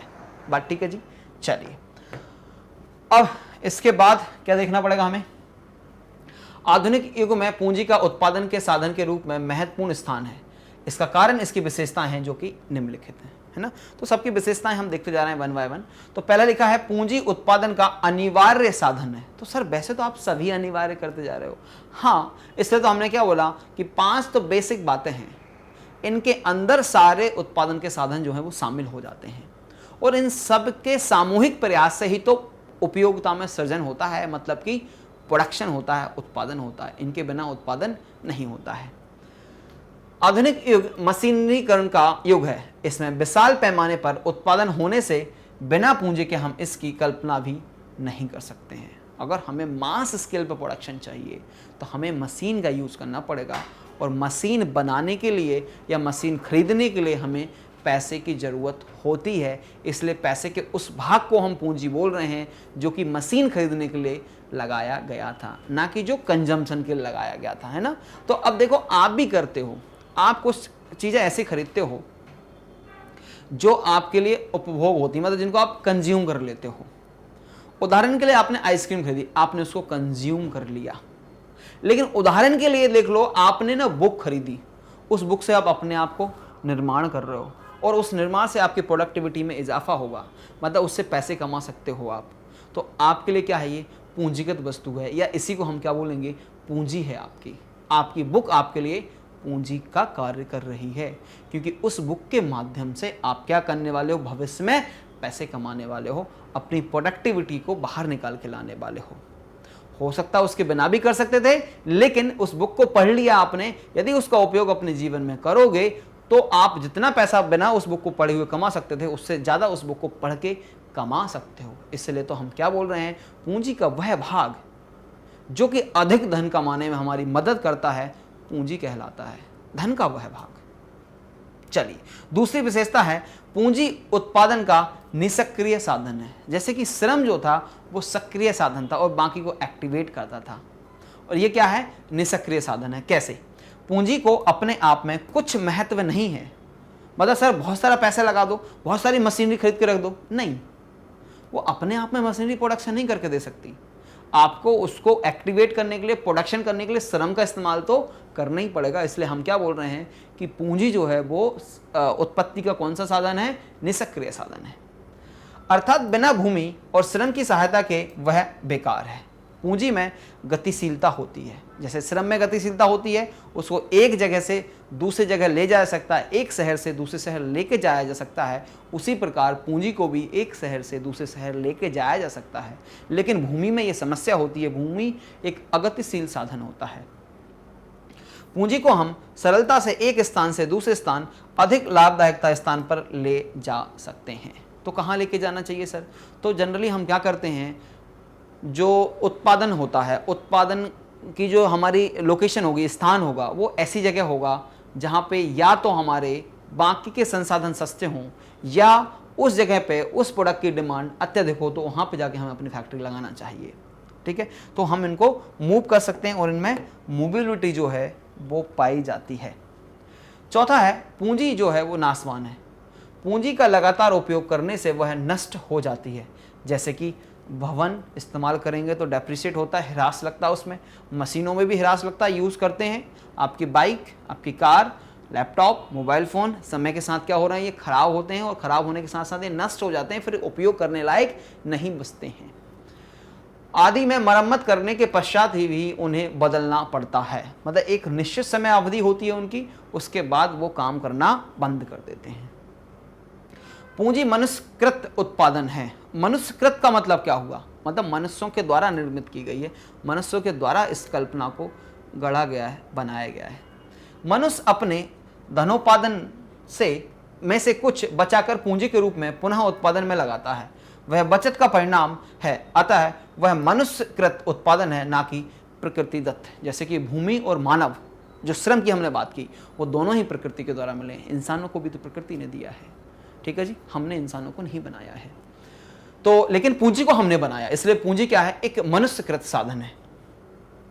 पूंजी की मात्रा में परिवर्तन करना सरल है, आप उसको बदल सकते हो, मशीनों को कम या ज़्यादा कर सकते हो। श्रम को कम या ज़्यादा करना देखो टफ था, मुश्किल था, जल्दी नहीं कर सकता, लॉन्ग टर्म में किया सकता था, शॉर्ट टर्म में नहीं कर सकते थे आप।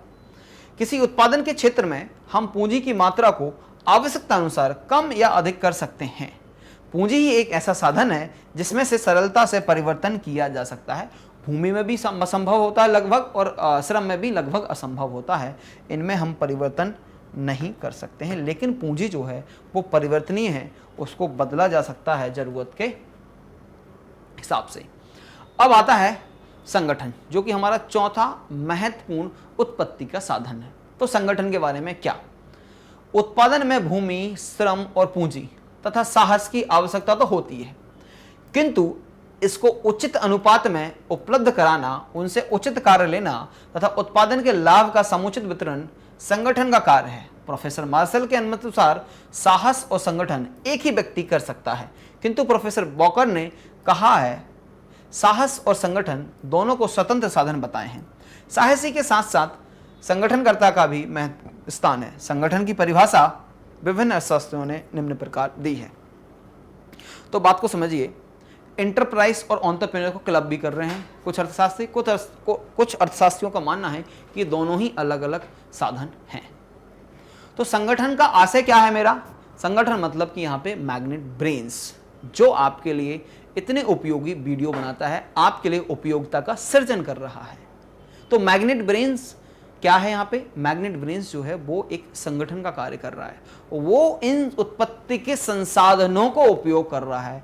इन उत्पत्ति के संसाधनों को कैसे उपयोग करना, कितना उपयोग करना, कितनी प्रोडक्टिविटी देना, ये सारे निर्णय मैग्नेट ब्रेन्स ले रहा है। तो मैग्नेट ब्रेन्स ने आपके लिए क्या किया, एक संगठन का काम किया और उसने उत्पादकता में वृद्धि कराई हमारी, ठीक है जी। अब इसके जो प्रबंधन करता है, इसके जो मालिक हैं, वो उनको हम क्या बोलेंगे, साहसी। उन्होंने इतना बड़ा कदम उठाया कि बच्चों के शिक्षा के लिए निःशुल्क वीडियो उपलब्ध कराए। ये एक साहसी का कार्य होता है, उन्होंने साहस लिया। इसमें बहुत सारी बाधाएं आती हैं, इन बाधाओं को कैसे पूरा करना है, नुकसान होने की संभावनाएं होती हैं, और कैसे इसको हमें बच्चों तक पहुंचाना है, ये आसान काम नहीं है। सभी उत्पादन के साधनों को आपको इकट्ठा करना होता है, उनसे उत्पादन का कार्य कराना होता है, उसके बाद उन सेवाओं को, उन उपयोगिताओं को या उन उत्पादों को बाजार में वितरित भी करना पड़ता है। इसलिए तो ये लिखा हुआ है कि ये सारे काम, इनका उपयोग करते हुए प्रोडक्शन करना और उस प्रोडक्शन को समाज में वितरित करना एक संगठन का कार्य होता है, ठीक है जी। तो ये संगठन का कार्य होता है। अब हम जरा संगठन की परिभाषा, जो कि विभिन्न अर्थशास्त्रियों के द्वारा दी गई है, उसको एक बार पढ़ते हैं। क्या लिखा है, किन्हीं निश्चित उद्देश्यों की प्राप्ति के लिए उत्पादन के साधनों को सर्वोत्तम ढंग से संयोजित करने का कार्य संगठन कहलाता है ना। संगठन कहलाता है कि भैया सभी उत्पत्ति के साधनों को सही से उपयोग करना है और उनसे प्रोडक्शन कराना है, और प्रोडक्शन करा के उनको समाज में वितरित करना है जिनको उनकी आवश्यकता है।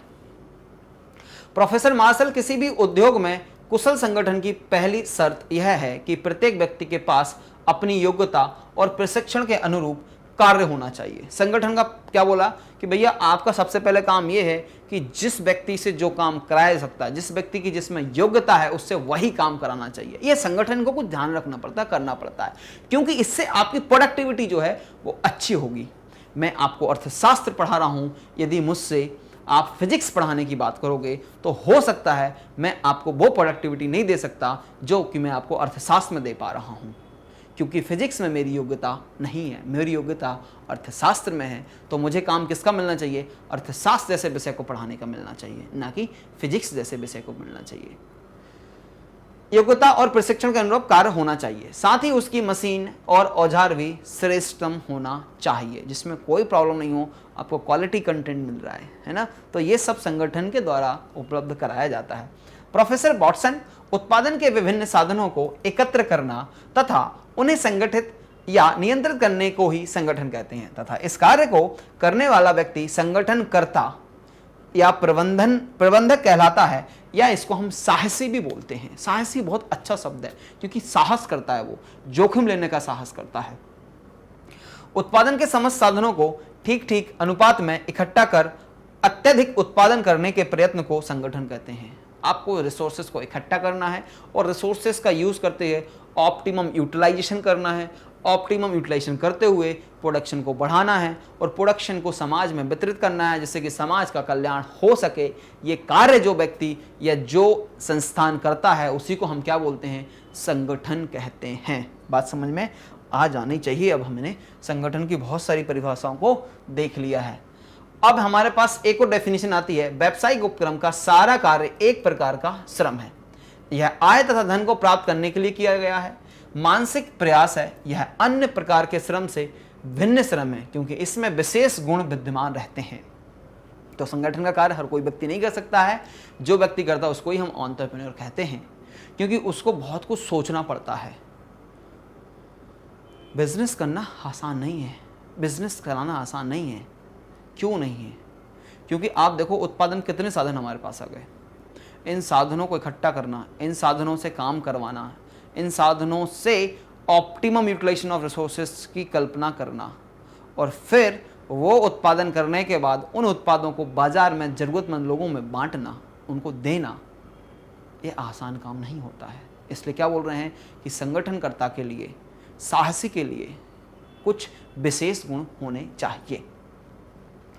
फिर हमारे पास अगली डेफिनेशन है जो बताती है उत्पत्ति के विभिन्न साधनों में प्रभावपूर्ण सहयोग स्थापित कर देना ही संगठन कहलाता है। बाकी सब उत्पत्ति के साधनों को लिया, उनमें आपने एक कोऑर्डिनेशन बना दिया, उसको भी हम संगठन कह सकते हैं। इन परिभाषाओं के आधार पर हम यह कह सकते हैं कि भूमि, श्रम तथा पूंजी उत्पत्ति के अत्यंत महत्वपूर्ण साधन है, किंतु बिना संगठन के ना तो इनका श्रेष्ठतम उपयोग किया जा सकता है और ना ही धन उत्पादन संभव है। धन उत्पादन कैसे होगा? जब आप उपयोगिता का सृजन करेंगे, उसके अलावा कोई दूसरा तरीका नहीं है धन को उत्पादित करने का।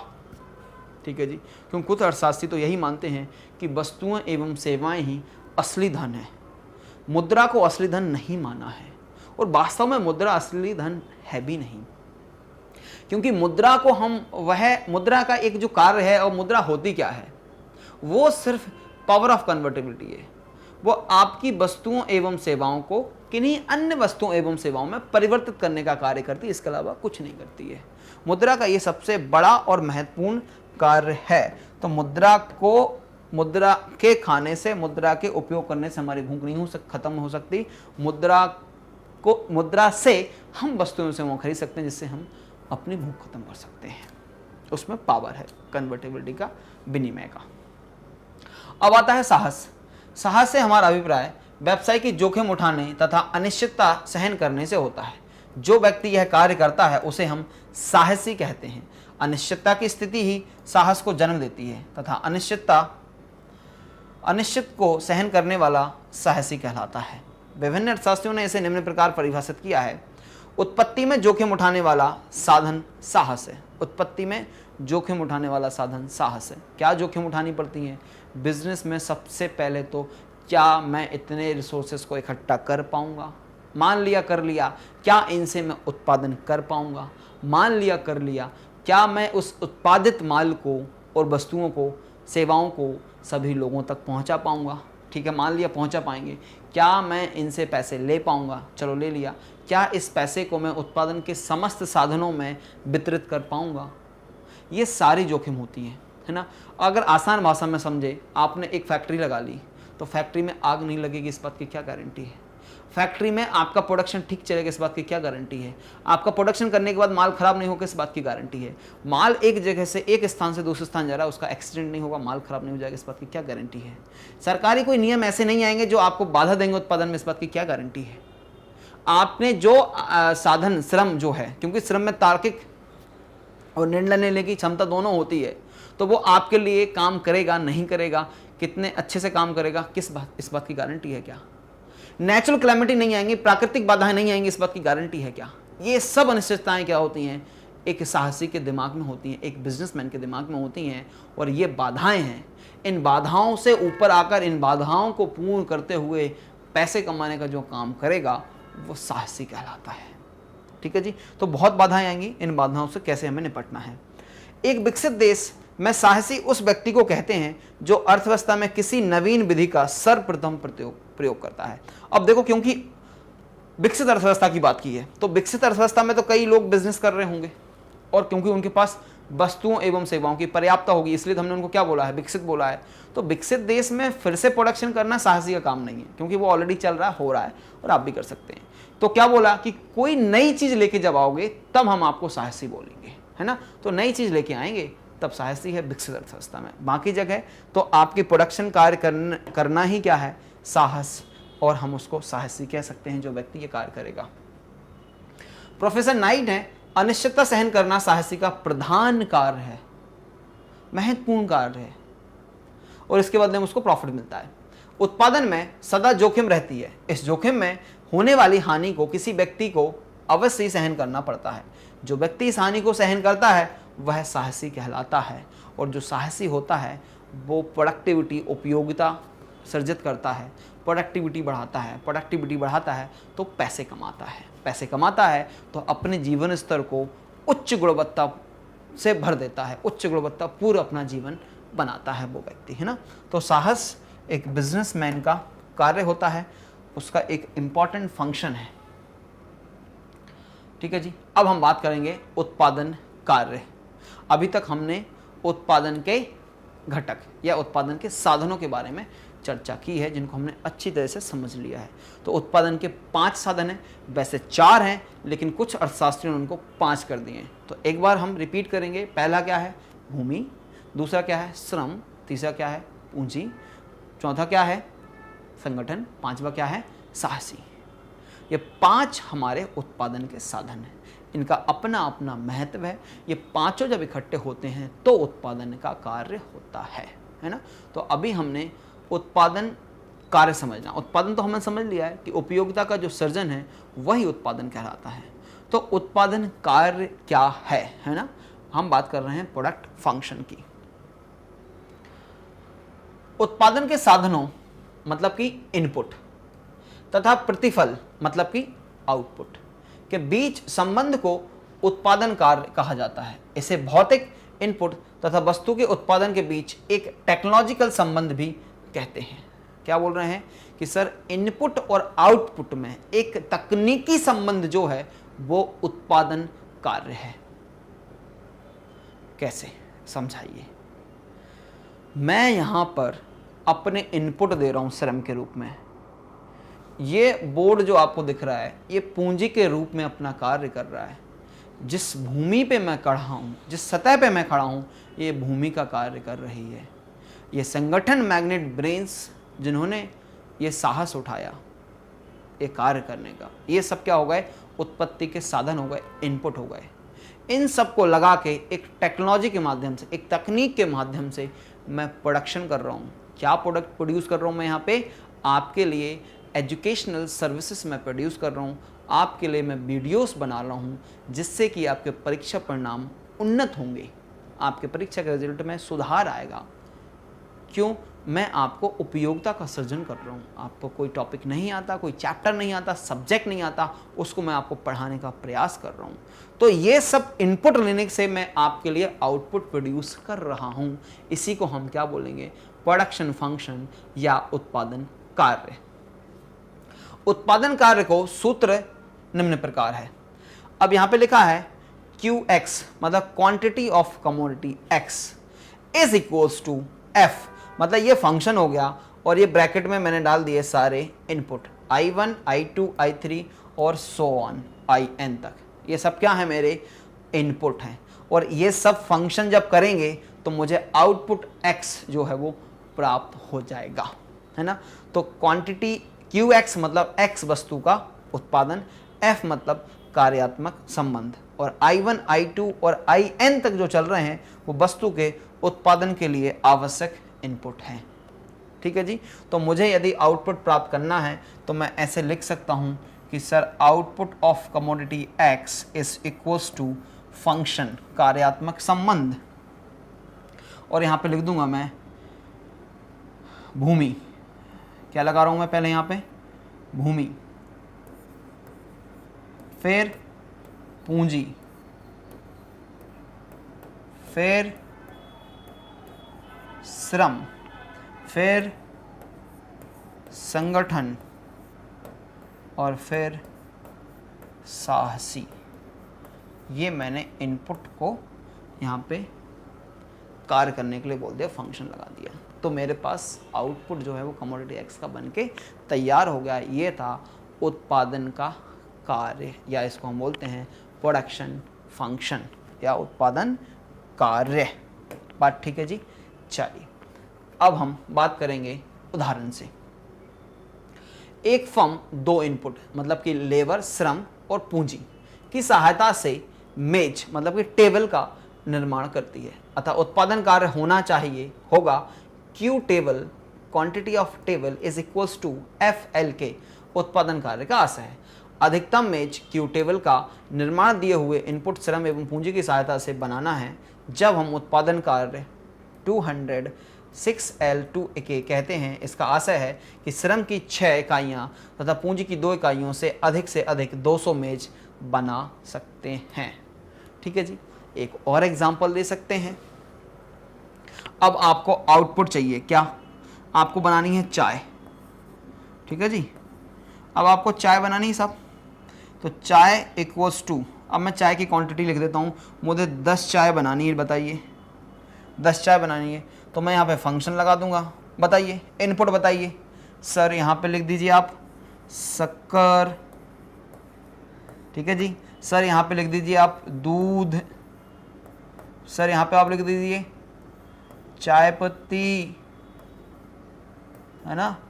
यहाँ पे लिख दीजिए सर चाय के मसाले, अदरक, इलायची, जो भी लिखना है आपको वो लिख दीजिए, है ना।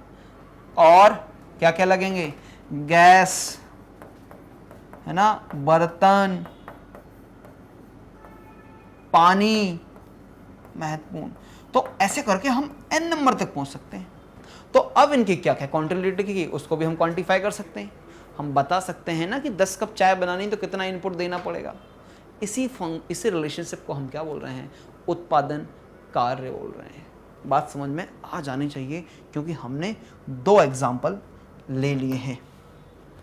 चलो अब उत्पादन कार्य, प्रोडक्शन फंक्शन के आवश्यक तत्व, किसके बारे में चर्चा करनी है हमें,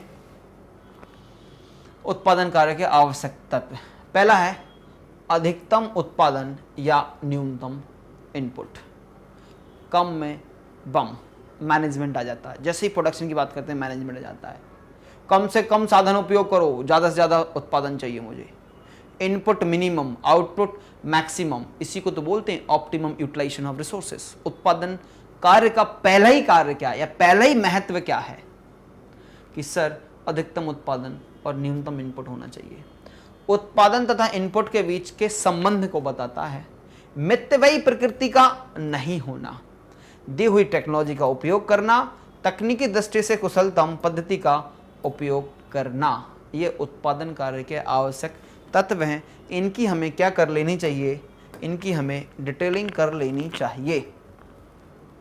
तो पहला है उत्पादन कार्य में इस बात का विशेष ध्यान रखा जाता है कि ए दिए हुए इनपुट से अधिकतम उत्पादन या बी दी हुई उत्पादन की मात्रा के लिए आवश्यक इनपुट की मात्रा न्यूनतम रहे। हमारे एफर्ट्स न्यूनतम होने चाहिए, मिनिमम होने चाहिए, और हमारे रिजल्ट्स मैक्सिमम होना चाहिए। सर मैं कैसे कम समय में पढ़ाई करूं, कम से कम मुझे पढ़ना पड़े, अपनी पढ़ाई के लिए कम समय दूं और मेरे रिजल्ट, मेरे परिणाम अच्छे हो सकें। यही बात तो हमें कौन बताता है? उत्पादन कार्य बताता है। या हम इसको बता देते हैं कि हमारे पास सिर्फ 2 घंटे हैं, बताइए 2 घंटे में मुझे क्या परिणाम दे सकते हैं आप? तो मैं आपको बताता हूँ, यदि आपका पढ़ाई करने का तरीका ठीक है और आप प्रॉपरली पढ़ाई करते हैं, स्मार्ट तरीके से पढ़ाई करते हैं, तो 2 घंटे का समय बहुत है।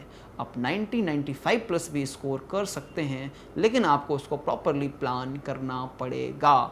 तो 2 घंटे की रेगुलर पढ़ाई जो होती है वो आपको 90 और 95 प्लस के ऊपर भी ले जा सकती है। और यही उत्पादन कार्य का हमारा क्या है? पहला आवश्यक तत्व है। नहीं तो उत्पादन कार्य का कोई महत्व नहीं बचेगा। दूसरा है इनपुट तथा आउटपुट में संबंध। कुछ ना कुछ इनमें रिलेशनशिप होता है और वो फंक्शनल रिलेशनशिप होना चाहिए, या हम उसको टेक्नोलॉजिकल रिलेशनशिप भी बोलते हैं। उत्पादन कार्य इनपुट तथा आउटपुट के बीच एक संबंध स्थापित करता है, जिसे तकनीकी प्रकृति का कहा जाता है। एक टेक्नोलॉजिकल रिलेशनशिप होना बहुत जरूरी है। तो अब हम जो मैंने जैसे चाय बनाने के लिए संसाधन आपको बताए थे, उन सबको सिर्फ मिक्स करने से चाय बन जाएगी क्या? नहीं, उसको जब तक हम उसको उबालेंगे नहीं, वो चाय नहीं बनेगी। तो उबालना एक टेक्नोलॉजी है, एक तकनीक है, जिसके माध्यम से हम उस रॉ मटेरियल को चाय के रूप में परिवर्तित कर रहे हैं, जो कि हमारी उपयोगिता को, जो कि हमारी आवश्यकता को पूरी करती है। मतलब हमने उसमें एक उपयोगिता का सृजन किया है। ठीक है जी। तो चलो, ये 2 बातें तो हो गई एसेंशियल हमारी, है ना। अब हम बात करते हैं जरा तीसरी बात की। मितव्ययी प्रकृति का नहीं होना, नॉट इकोनॉमिकल इन नेचर। क्या मीनिंग है इस बात का? उत्पादन कार्य मितव्ययी प्रकृति का नहीं होता क्योंकि हम इनपुट तथा आउटपुट के मूल्य को ध्यान में नहीं रखते हैं। मूल्य को ध्यान में रखते मतलब क्या है कि सर कई बार क्या होता है कि इनपुट ना आप बोल रहे कम दे रहे हो, कम दो, और उसके बाद क्या होते हैं आउटपुट ज़्यादा चाहिए। लेकिन जब हम बात करें, कई बार इनपुट भी तो आपका काफ़ी महंगा हो सकता है। आपने महंगा इनपुट डालने के बावजूद भी यदि आपने आउटपुट निकाल दिया तो मितव्ययी नहीं हो सकता, है ना। तो क्योंकि ये टेक्नोलॉजिकल रिलेशनशिप है, तो मितव्ययी होगा नहीं होगा इस बात का जरूरी नहीं है। फिर है दी हुई टेक्नोलॉजी का उपयोग ही करना पड़ेगा आपके पास, है ना। कोई आपके पास जरूरी नहीं कि अच्छी टेक्नोलॉजी हो, जैसी है उसी के साथ काम चलाना पड़ेगा। उत्पादन कार्य में सदैव एक दी हुई टेक्नोलॉजी का उपयोग किया जाता है। यदि उत्पादन तकनीक में कोई सुधार होता है तो उतने ही भौतिक इनपुट की सहायता से उत्पादन वृद्धि की जा सकती है। और यदि कोई टेक्नोलॉजी में ऐसा कोई चीज़ हो गया जिसके कारण उस टेक्नोलॉजी इस्तेमाल नहीं कर सकता, तो प्रोडक्टिविटी कम भी हो सकता है। और तकनीकी कोई सुधार होता है तो डेफिनेटली हम उसका प्रोडक्शन बढ़ा सकते हैं। तकनीकी दृष्टि से कुशल पद्धतियों का उपयोग उत्पादन कार्य में केवल तकनीकी दृष्टि से कुशल पद्धतियों का ही उपयोग में लाया जा सकता है या अपनाया जा सकता है। कुशल पद्धतियों से मतलब ये है कि जिनसे निर्माण कार्य संभव है, जिनसे हम उपयोगिता का सृजन कर सकते हैं, उस टेक्नोलॉजी का हमें उपयोग करना पड़ता है। उत्पादन कार्य के 2 चरण होते हैं, एक होता है अल्पकालीन और दूसरा होता है दीर्घकालीन। अब अल्पकालीन क्या है और दीर्घकालीन क्या है, इनको हमें अंडरस्टैंड करना पड़ेगा। इनको समझते हैं हम। अल्पकालीन उत्पादन कार्य उस अवधि की स्थिति को कहते हैं जिसमें उत्पादन में परिवर्तनशील चरों के परिवर्तन से ही संभव हो सकता है। हम जानते हैं कि अल्पकाल में स्थिर इनपुट यानी कि यंत्र, मशीन, भवन आदि में परिवर्तन संभव नहीं हो किया जा सकता। अतः उत्पादन में वृद्धि परिवर्तनशील घटकों में वृद्धि करके ही संभव हो सकती है, और वह भी स्थिर घटकों की क्षमता की सीमा तक ही संभव है। तो बात को समझिएगा। अब ये एक ऐसी बात है, लूप लगेगा आपको। मैं बोल रहा हूँ कि सर अल्पकालीन उत्पादन कार्य क्या है, तो अल्पकालीन उत्पादन कार्य से आशय हमारा उस अल्पकाल से है जहाँ पे हम सिर्फ जो चर हैं, मतलब वेरिएबल चर होते हैं, जिनको हम बोलते हैं कि जिनको बदला जा सकता है, परिवर्तनीय चरों को बदल के ही उत्पादन कार्य बढ़ा सकता है। तो पहले ये समझना पड़ेगा कि जो हमारे उत्पादन के साधन है ना, उनको हमने 2 भागों में बांट के रखा है। एक परिवर्तनशील जो उत्पादन के घटक हैं, उत्पादन के घटक अभी हम पढ़ चुके हैं, उत्पादन के साधन, इनको 2 भागों में बांट के रखा है। एक होते हैं परिवर्तनशील और दूसरे होते हैं स्थिर या अपरिवर्तनशील। इसमें बोला कि जो भूमि है, जो पूंजी है, वो अल्पकाल में स्थिर होते हैं, लेकिन लंबे समय में इनको भी बदला जा सकता है। और परिवर्तनशील में कौन से हो जाएंगे? श्रम। भाई हमें यदि ज़्यादा श्रम की आवश्यकता है तो हम इसको बदल सकते हैं, या दूसरा चीज़ कच्चा माल जो आसानी से उपलब्ध हो तो इसको भी हम बदल सकते हैं। लेकिन हम अपनी प्लांट की कैपेसिटी को तो कम समय में नहीं बदल सकते। मान लीजिए मैं एक क्लास पढ़ाता हूँ और उस क्लास में रूम की कैपेसिटी जो है वो 100 बच्चों की है, तो 100 बच्चे तक तो उसमें बैठ सकते हैं, लेकिन 100 के बाद यदि बच्चे आएंगे तो उस रूम की कैपेसिटी खत्म हो जाती है। अब मुझे यदि अधिक बच्चों को पढ़ाना है तो मुझे रूम का साइज बढ़ाना पड़ेगा या रूम बदलना पड़ेगा, जो कि अल्पकाल में संभव नहीं है। ये दीर्घकाल में बदल सकता है, तो भूमि को मैं दीर्घकाल में बदल सकता हूँ। तो इसलिए हम क्या बोल रहे हैं? अल्पकाल क्या है? जिस समय में सिर्फ परिवर्तनीय उत्पादन के साधनों को बदल के उत्पादन में वृद्धि की जा सकती है, वो अल्पकाल है। और परिवर्तनशील चर क्या होते हैं? सर, परिवर्तनशील चर वो चर होते हैं जिनको अल्पकाल में बदला जा सकता है ना। तो ये गोल गोल डेफिनेशन है, क्योंकि अभी हम वो भी पढ़ने वाले हैं। क्या कि सर परिवर्तनशील चर या परिवर्तनशील उत्पादन के साधन क्या हो सकते हैं, है ना। तो आप अभी इतना याद रखना है कि सर अल्पकालीन उत्पादन कार्य से आशय हमारा उस काल से है, उस समय से है जिसमें परिवर्तनशील चरों को, परिवर्तनशील उत्पादन के साधनों को बदलकर उत्पादन में वृद्धि की जा सकती है। तो वो क्या है? अल्पकालीन उत्पादन कार्य है ना। और फिर होते हैं हमारे स्थिर घटक, जिनमें वृद्धि जो है वो लंबी अवधि में भी संभव है ना।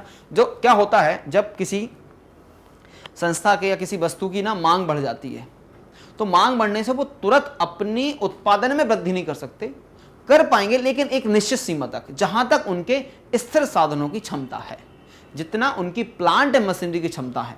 मान लीजिए उदाहरण के लिए एक फैक्ट्री है, उसमें 10,000 वाटर बॉटल्स बनती हैं।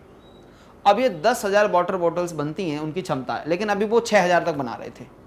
तो कितना बढ़ा सकते हैं अल्पकाल में? वो 4,000 और बढ़ा सकते हैं, क्योंकि उनकी कैपेसिटी है।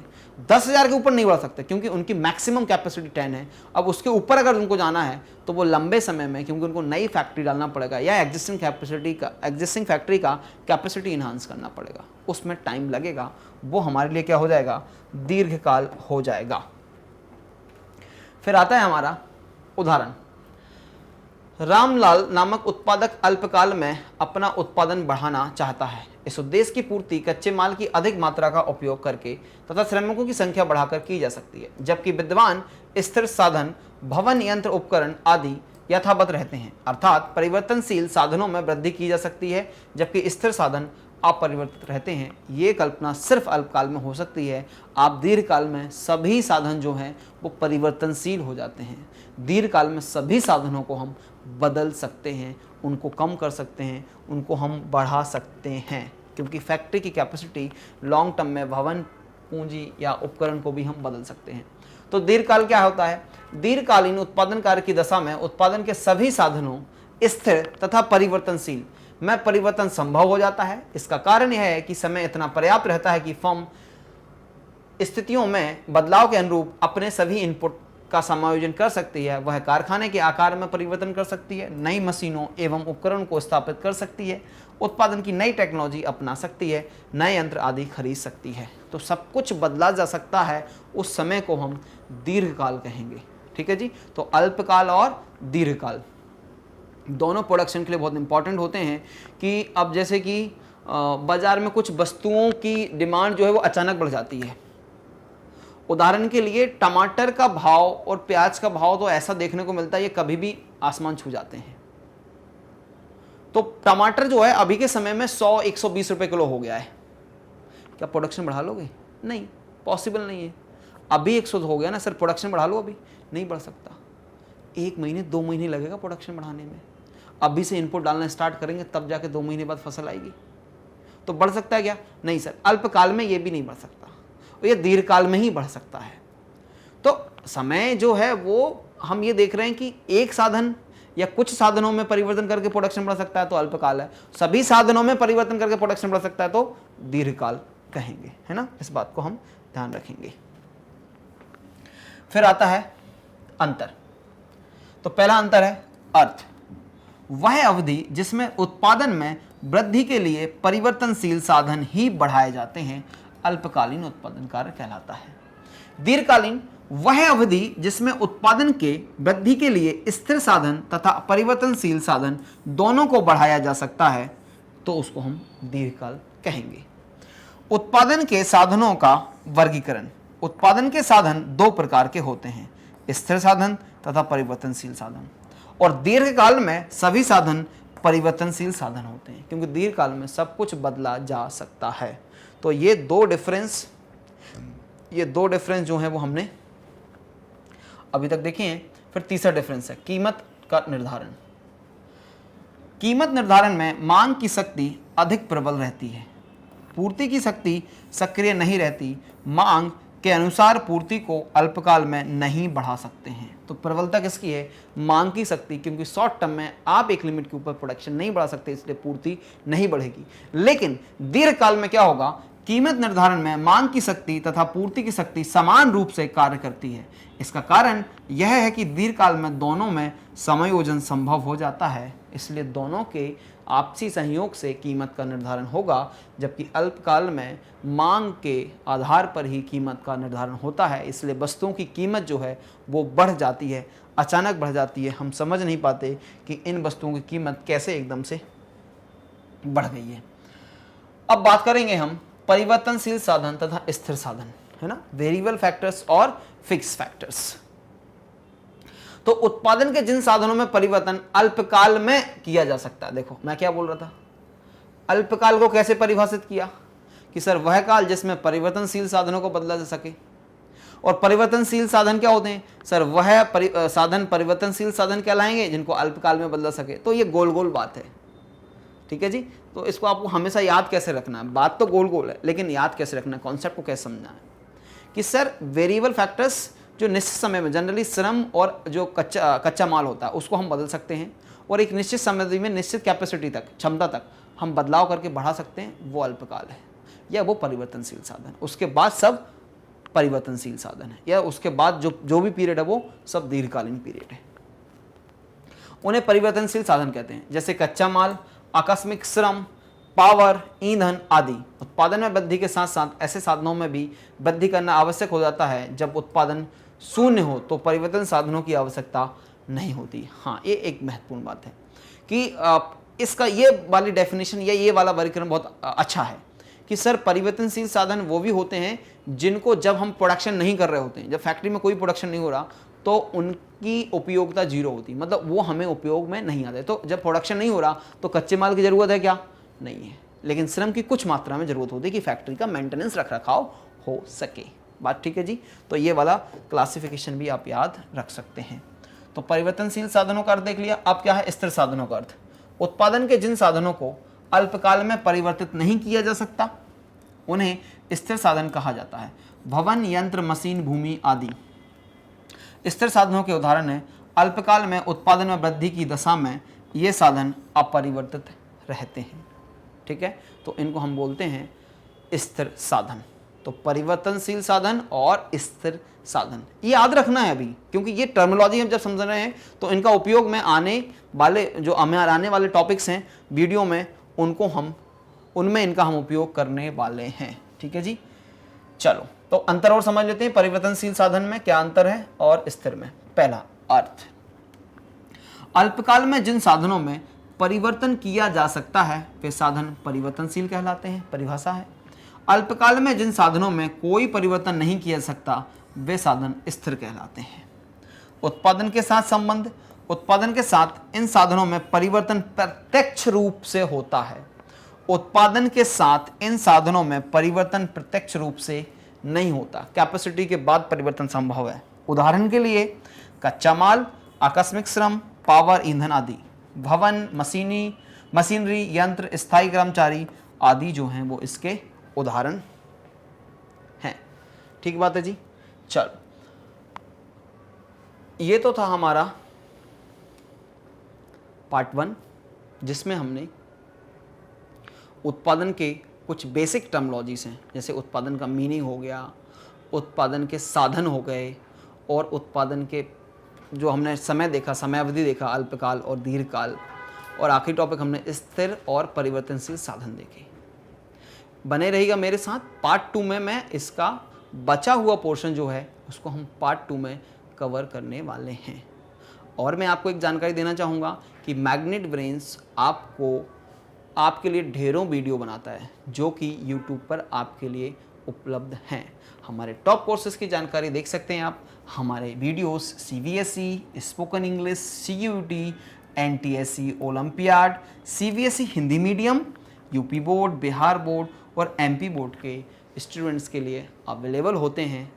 वीडियो देखने के लिए बहुत बहुत धन्यवाद।